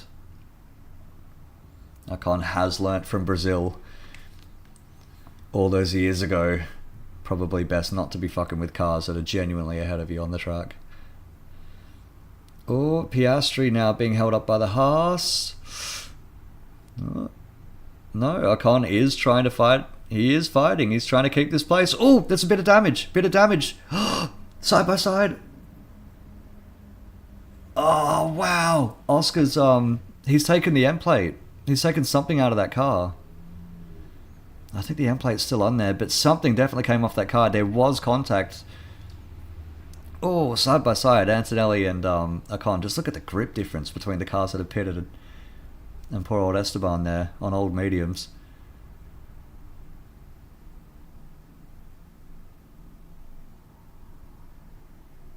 Oh, here we go. This is going to be fun. This is really going to be fun. So Max on the sauce. Is Max going to pit again? Or is he going to try to run it to the end? It's very, very...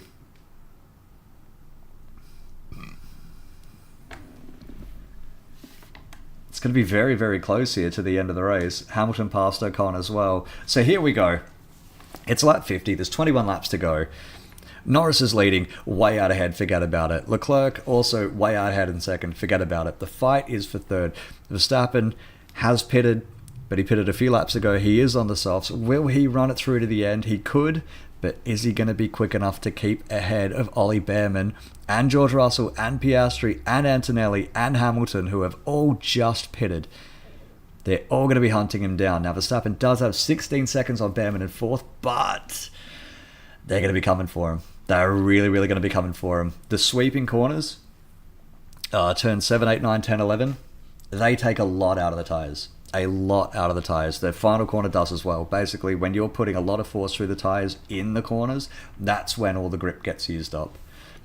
It doesn't really make a difference on the straight because, well, it's just on a straight, whether it's fast or whether it's slow, whether the tyre's old or new, it's not being punished that much on the straight. It's just, you know, go for it. The downforce kind of keeps the car there. But through the corners, with that amount of downforce, it takes so much out of the tyres. And those softs don't tend to last very long. Which is why generally on a track like this, or like Interlagos, where there's a few corners where a lot is being asked out of the tyres, that's where we start seeing two stops. Look at Haas, probably going to go ahead of the Kick Saubers today. Good for them, because Sauber this year really is a ninth place team. Oh, look at Sainz going by Alex Albon there, absolutely centered up the inside of him.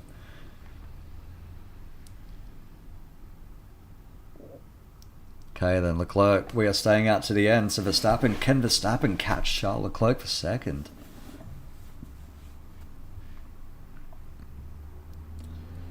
Behrman is catching Verstappen. He is catching Verstappen. This is going to be very, very interesting. I think the last 5 or 6 laps of this race are going to be absolutely fascinating. Norris is done. It's over. He's walking out of here. Unless something catastrophic happens, Norris is walking out of here the winner. Charles Leclerc, now maybe not that safe from Max Verstappen. Max Verstappen, maybe not that safe from Ollie Behrman. George Russell following right behind. Piastri 3.5 seconds behind George Russell, so Oscar's got some work to do. Antonelli 2 seconds behind. Albon, this might be the worst strategy ever. I don't know, man. You should check out Ferrari.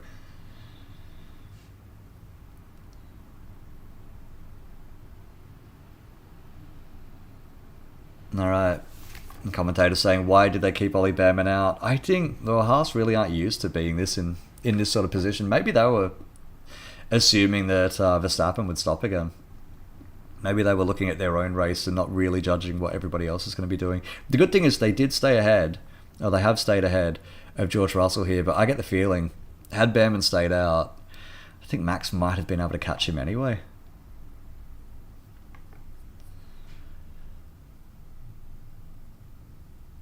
And Max is fighting for a title, you know. That Red Bull is quicker than the Haas. Max is quicker than Ollie. I mean, it would have been fascinating. It would have been fun to see exactly how it would play out. But if Max is on a tear, you know, and he's 10.7 seconds now behind Charles Leclerc, so we'll see what he can do there. But let's see. George Russell is going to have a look at Behrman, just not able to quite get it done. I mean, look, bottom line is, and it's lovely for Behrman to be up in third and to dream and all of that sort of stuff, but like I said before, history does not say Haas finishes on the podium. Because their car just ain't that great. There's some debris on the outside of the last corner. Science incident, speeding in the pit lane again. Well, we saw the car jumping around. Something to do with the electronics, maybe. It's just the rev limiter's not working quite right, so you really crucially need a rev limiter when you're doing a pit stop. These cars are so sensitive to throttle input that just a tiny little blip when you're trying to keep it like 80 or 100 k's an hour, a tiny little blip could send you way over the limit. So that's why they rely on their own pit limiters, and when those things start fucking up, well, that's when it all goes wrong. Now that McLaren just go over debris.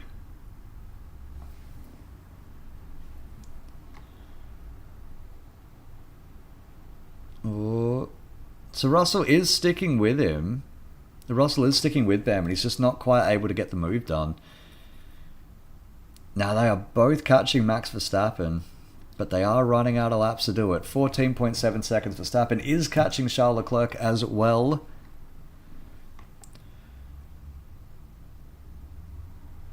Very interesting. Also, is what Lando said to take at the end of the race. Piastri is now 2.7 seconds behind George Russell, so that might be it. That might be it for Oscar Piastri here. We'll see. He couldn't get by the Mercedes earlier. Not sure he'd be able to get by him now. But who knows? 2.3 seconds is what he needs. There he is in the background. It's George Russell going into the stadium.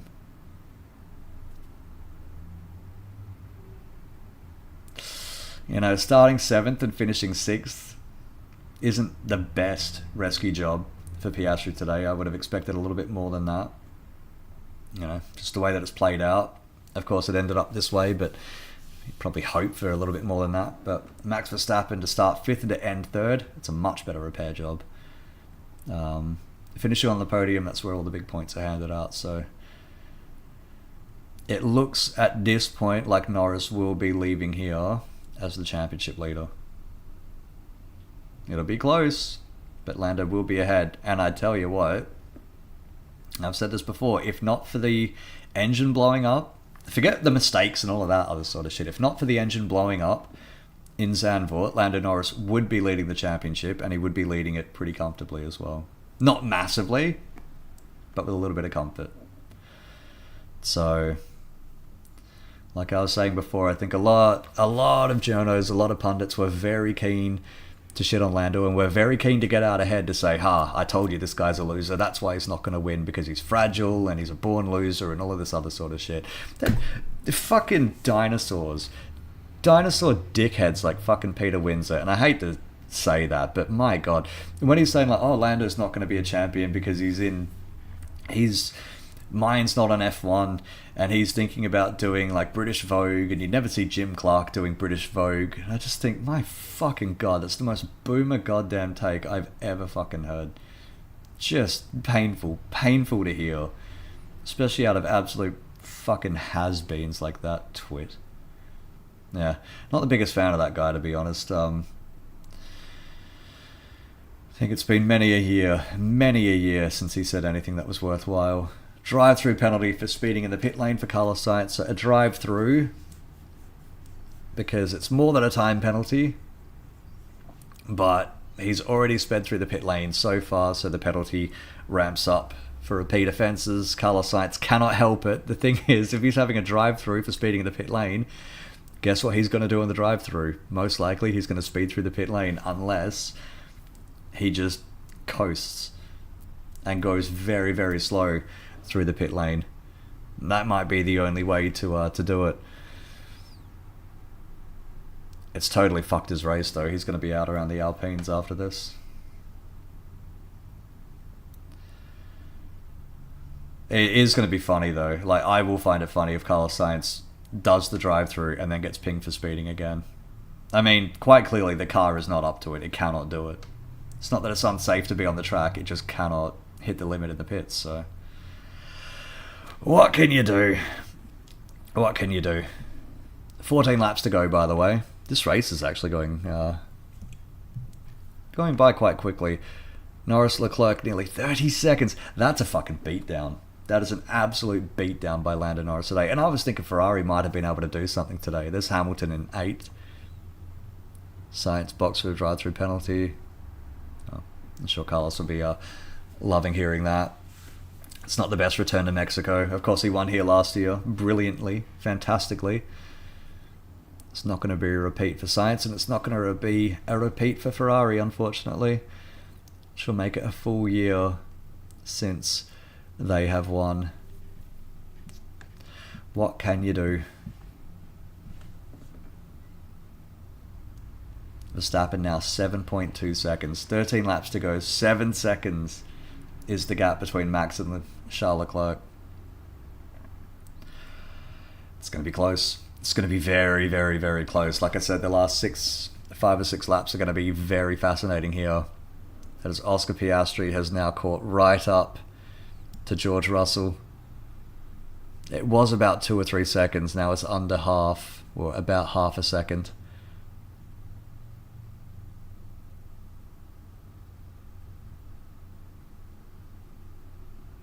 Oh, here we go. Max is getting the encouragement on the radio. Go for it, lad. Go for it.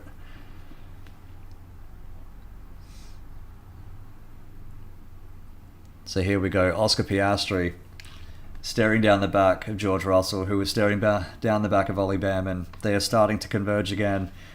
Antonelli about 4 seconds behind Piastri, but if this battle goes on for very long, we could see we could see Antonelli maybe make an appearance behind these guys. He's just missing that little bit of pace, is not Oscar Piastri, sorry, it's very early in the morning still. He's still missing that bit of pace, Antonelli is, this year. Not quite on it. I have faith, I think he'll get there, but he's still very, very raw, which is another thing. Still a kid, and exactly why they're so keen to throw these kids into the deep end so early is, I don't know why they do it, to be honest. I don't know why they do it half the time, because maybe it'll work, but if it doesn't work, you totally sink a future prospect, and then you have to go fishing again for more. Mercedes' other prospects are like Frederick Vesti, which, quite frankly, ain't going to cut the mustard. Now, Piastri having a look. Just not quite able to get it done. Verstappen taking more than half a second out of Charles Leclerc every race now at 6 seconds. Here we go. Hello, hello, here we go. 12 laps to go. Look at that track map as well, where Norris is compared to Charles Leclerc. Norris is most of the way down the main straight, Leclerc just coming into the stadium. That is such a massive beatdown.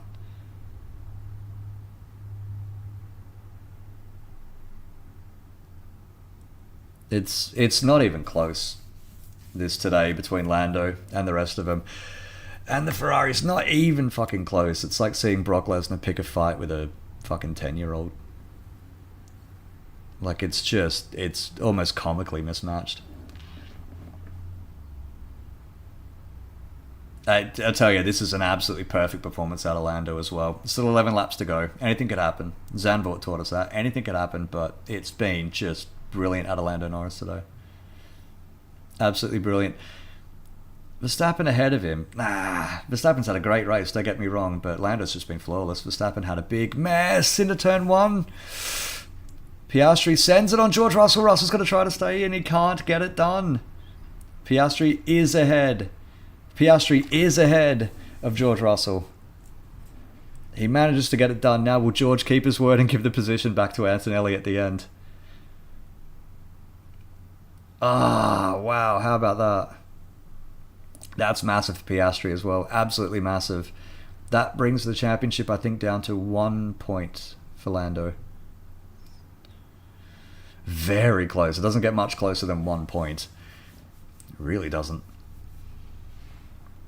Yep, there it is. Confirmation on the screen. It'll be 1 point to the good of Lando Norris with 4 races and 2 sprints to go. This really still is anybody's game. And crucially, Verstappen and Norris are both catching up a little bit on Piastri. Even more crucially, though, Verstappen is not taking big points. He's not taking any points out of Norris today, and he's not taking big points out of Piastri either. And he really needed to. I think Verstappen's fantastic. I think he's brilliant. I think he's, of the 3 drivers going for the championship still, I think Verstappen would be the most deserving. I think Lando's had a flawless day today. I think over the course of the season, all 3 of them have had big highs and some dips, but I think what I've seen out of Verstappen this year is like I saw out of Fernando Alonso in 2012, where he's just... It's Antonelli. We should invert position. Talking about it. Just close in. Kimmy's keen to see the deal through to the end. We'll see what George does. I think if you're George, you may as well. I mean, I said before that sometimes you need to like plant your flag and to fuck the team orders off, especially the McLaren lads need to start doing that sort of shit. But for Mercedes today,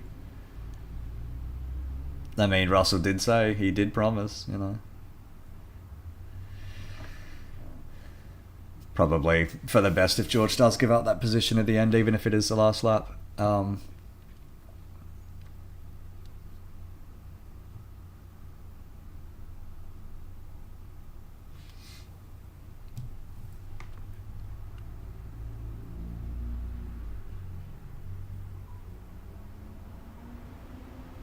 Well, so that's massive for Mercedes as well.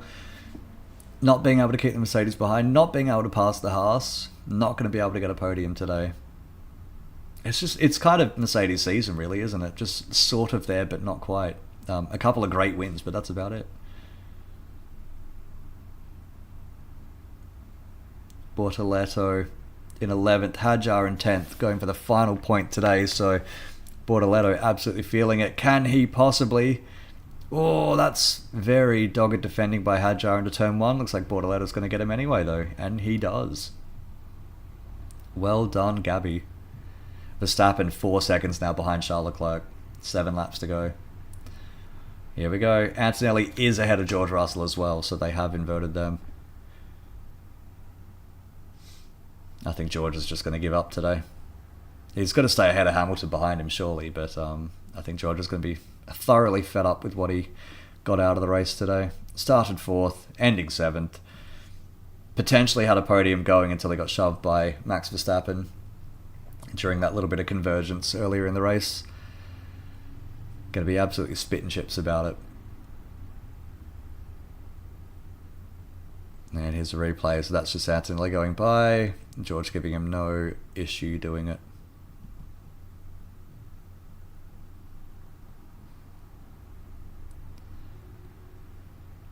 Oh, very close and very forceful by Bortoletto. It was very side by side. Maybe a little bit of contact there, but something coming out the back of Bortoletto's car. It looks like it was kind of smoking. That didn't look like dust. It looked like a little bit of oil coming out the back. Maybe keep an eye on that. Tsunoda, 12th. Looking to overtake. Hadjar into turn 1. Gets it done easy. Surely Tsunoda's going to have to try to get a point here. It's just, there's something about it. You can see Tsunoda just doesn't gel with that car. You can see him wrestling with it in the corners. It just does not work. Whatever he's done with that car, and he said that he had a bit of a breakthrough in Spa and all of that sort of stuff, but it just fundamentally, it just does not work. It's like watching Ricciardo at McLaren. They even check it with the car last year, where you know the driver is better than what they're giving out. You know that they're better than that, but it just does not happen. It's generally a quirk. And let's see if I'll get this point out quickly before anything else happens, because things tend to happen when I try to get a point out.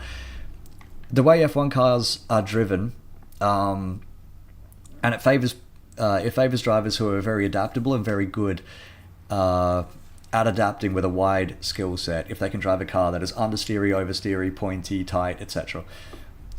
If they can drive a car in any sort of circumstance, then they generally tend to be better. Like Max Verstappen. Max Verstappen is very good at driving different kinds of cars, and he can drive them all very fast because that's the kind of driver he is. That's why he's good at GTs. That's why he's good at F1. As you see, Albon trying to send it up the inside of Hadjar, doesn't quite get it done. Verstappen is a very versatile driver. It's a mark of a very good driver because he can get the most out of basically anything that you give him, because that is talent. That's natural talent at its very best. As Albon does get by the Racing Bulls, but they're both about to get a lap dumped on them by the imperialist Lando Norris. Now, Yuki isn't able to get the same kind of grip at this car as Max. I mean, no shit, that's why Max is 3rd and Yuki is 11th. That's why he's been struggling all season. But some drivers, it just doesn't work for them, and it's very, very difficult to make it work for them, because the way an F1 car works fundamentally is you do not drive a car. You do not get given a car and then you set it up how you want and go racing. I mean, you do to an extent, but generally a car will work in a certain window when it is driven in a certain way. And that's just the way it is. An Indy car is a base stock car, or like a NASCAR, or even a V8 supercar or something like that. You get this stock car and everybody gets the same kind of thing, and then you adjust it to make it how you like to drive it. And then you try to get speed out of that.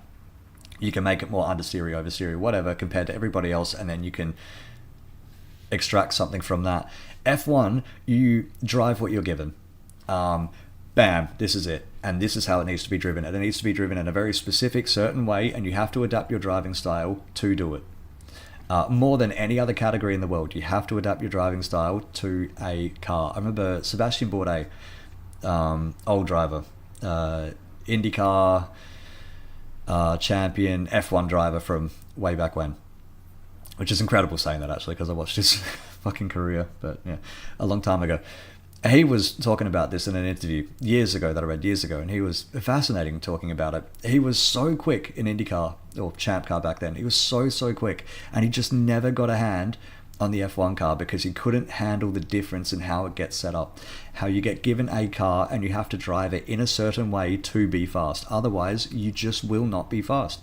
You cannot adjust it. You cannot be given, like Yuki is not given a Red Bull and can say, okay, we'll drop the rear end a bit, we'll put these suspension settings in it, these shock settings in it, and the camber and all of that, and then I'll drive it quickly that way.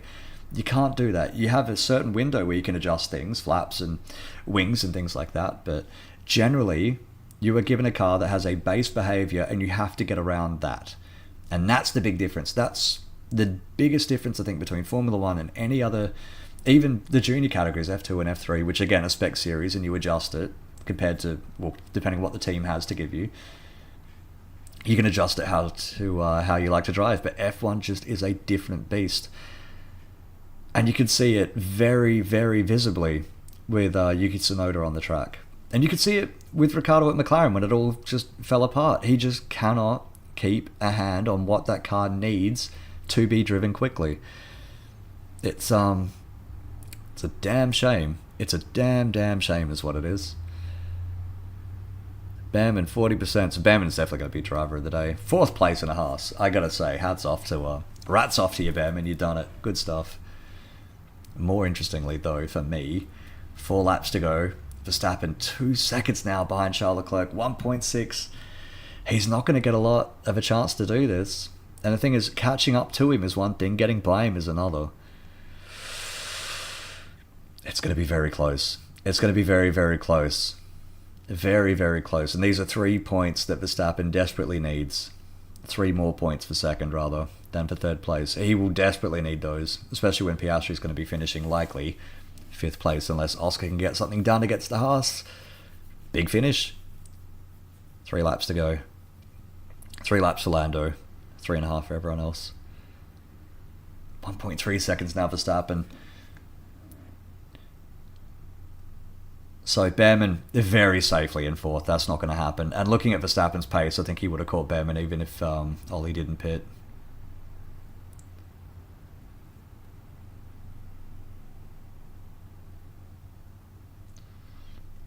Oh, Behrman is getting close. Not Behrman, sorry, Verstappen. Verstappen is getting very, very close. Oscar's getting close to Behrman. Here we go. Not a lot of time to get anything done, though.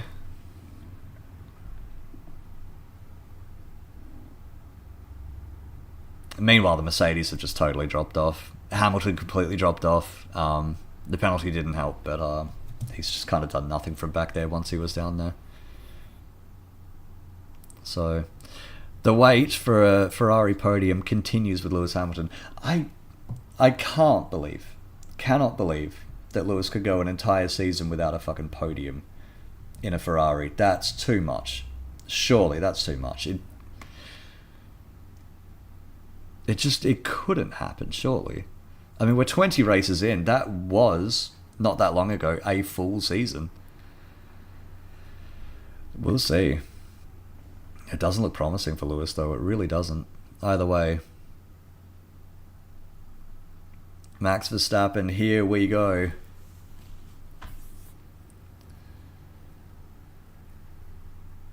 Evander Holyfield, boxing champion.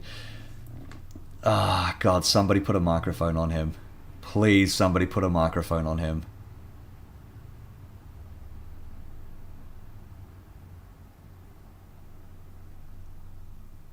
You have to speak up when you tell him when to wave the flag as well, I think. Either way. For second now between Behrman and Piastri. I get the feeling Piastri's going to be able to get it done. There's Alpines in the way of both of them, though. It's very congested here.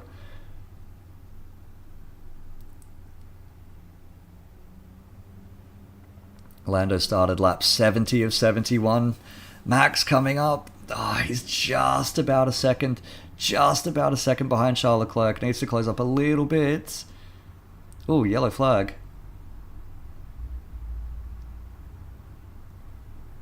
Now what's happened here? Apparently Science... Oh, there's Science. He's pulled off the track there. So stadium section is double yellows. Science is almost completely off the track already, though, so I can't imagine that yellow will hang around for the entire race.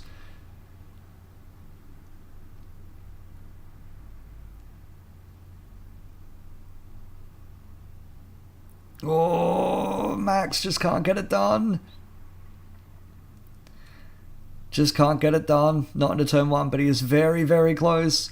Looks like Max is going to have a couple more stabs for the rest of the race to try to get by him. DRS is open. Into turn 4. Can he get it done? No, going to be too far behind. Behrman does stay ahead. of Oscar Piastri as well. They've got an Alpine between them. This is two very, very big moves here. Both of them championship contenders. Both of them championship implications. Virtual safety car. On lap 70. A VSC. What, is that for fucking science?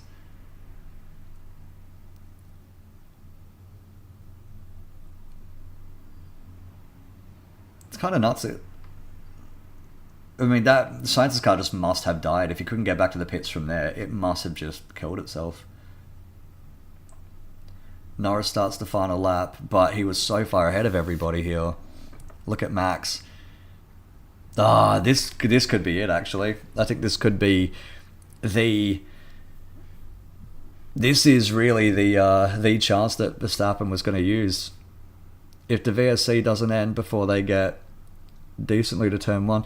Why the fuck is the VSC out? I don't know why on earth they've thrown that.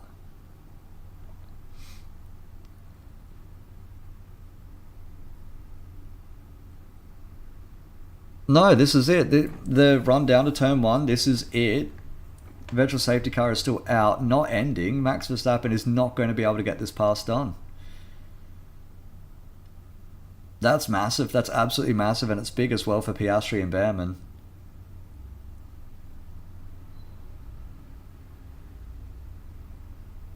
The virtual safety car's still out. F1, what have you done? This is just like Monza 2022 all over again. VSC ending, here we go.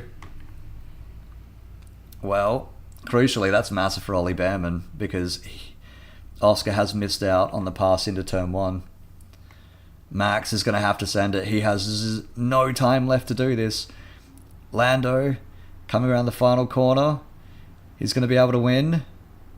Lando's going to get it done. Lando wins. And look at Verstappen. He's too far behind. He's not going to get it done. No, and a big twitch in the middle of the S's as well. Verstappen's over. The big chance was into turn 1 and the VSC's just totally killed it.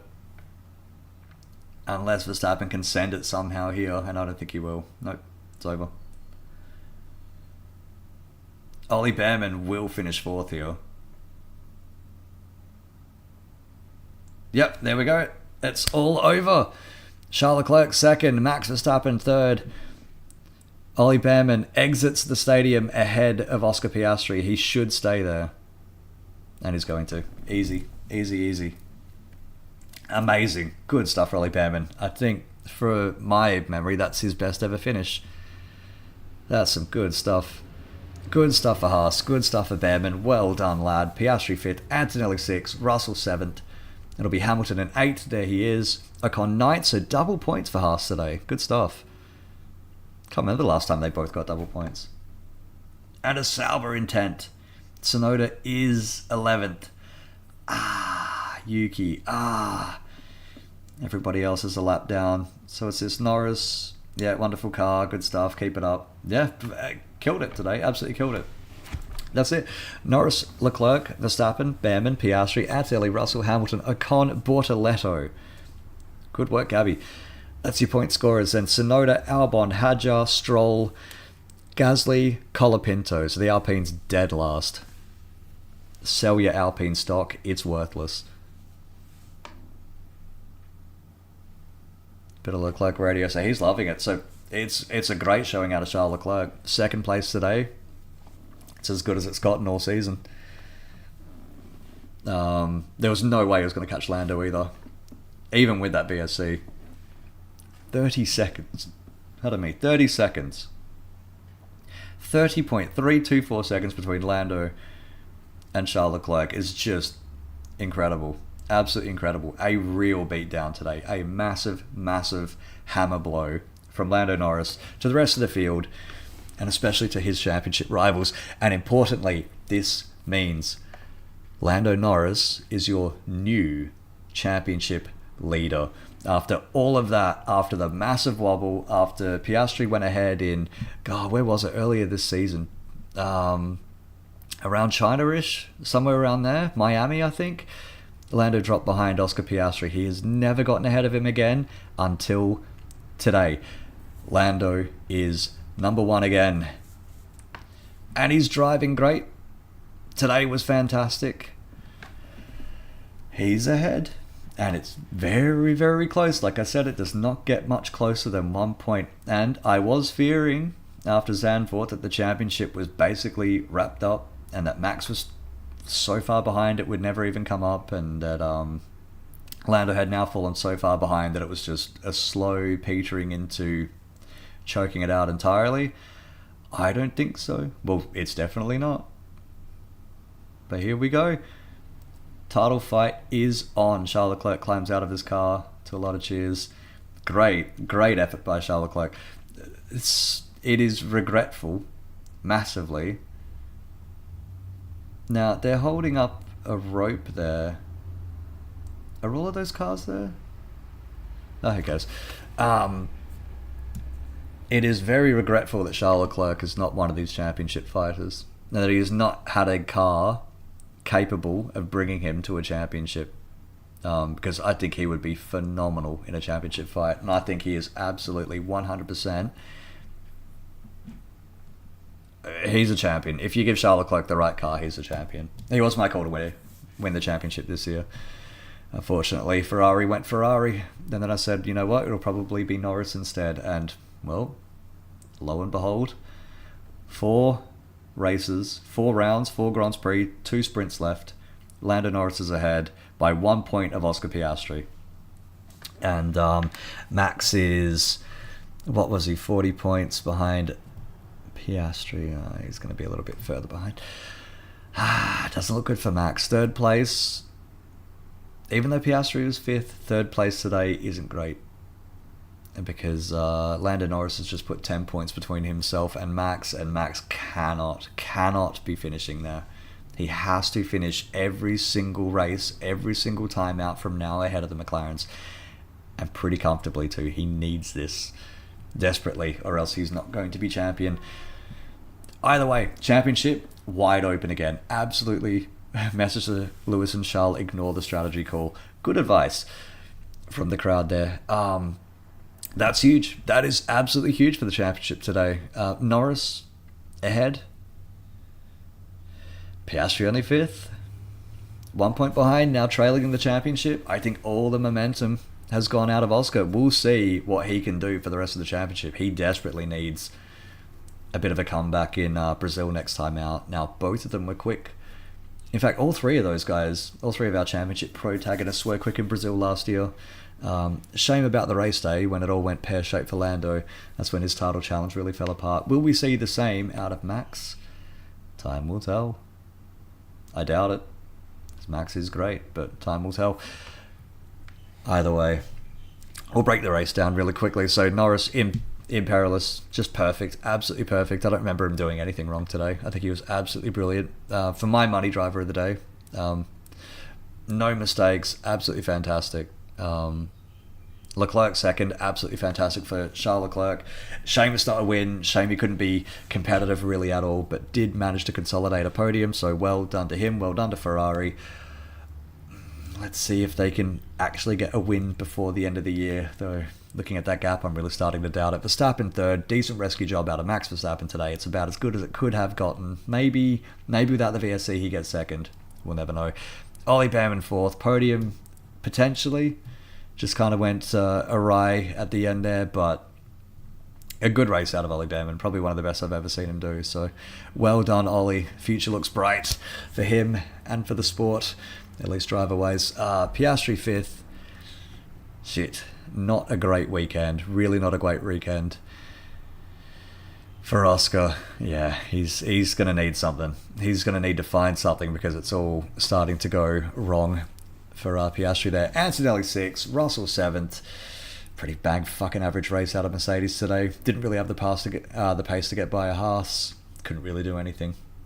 6th and 7th seems about right. I bet you George Russell's going to be eating chips and then spitting them out later. He's going to be absolutely furious. Hamilton, I'd say kind of a silly penalty. Shame. 8th place, didn't recover anything from it. So, again, Hamilton, I don't know what he's going to have to do this year. I really don't know. But this Ferrari thing just isn't working out. It's really not. Ninth, Ocon. Great for Ocon. It's a decent result. It's a decent result for Haas. In fact, it's a great result for Haas. It's a decent result for Ocon today. A few more points. Well done. And Bortoletto 10th. Well done, Gabby. Good stuff. He's quick. He's very quick, that Bortoletto kid. If Audi can get it right, and apparently their engine is a lot more right than everybody was expecting it to be. We'll see what he can do next year. In fact, next year is going to be fascinating competitively. Either way, Tsunoda, dead man walking, I think, at this point. Albon, meh. Hadjar, Stroll, Gasly, Colapinto, a big shrug of a race, I think, out of all of them. Then Sainz DNF, Alonso DNF, Hulk DNF, Lawson DNF, a big shrug of a weekend out of all of them too. Sainz, just kind of went wrong from the grid drop. Afterwards, it all kind of went wrong for Sainz. Either way, I think that's it. 2 weeks' time, Brazil, sprint race. We are deep. We are dick deep into the punishment hours of Grand Prix watching in this country. So, God willing, I'll actually stay awake. Should be fun though. Brazil, great track, always great racing. And here we go. We have a proper championship fight on our hands again. Should be fantastic. Can't wait for the rest of the season. I can't wait to watch it along with y'all. Thank you very much for joining us. I hope you had fun there. That was a decent race. What are we thinking? 3 out of 5. It was decently entertaining. There was a bit going on. Lando was never in doubt for the win. Really never in doubt after turn 1, but there was a lot going on in that race. It was pretty fun. So, yeah, hopefully the rest of the season can live up to that, because that was okay. Brazil should be fun though. It's always fun. Either way, thanks for joining us. I'll see you next time out in 2 weeks' time. Hope you have fun.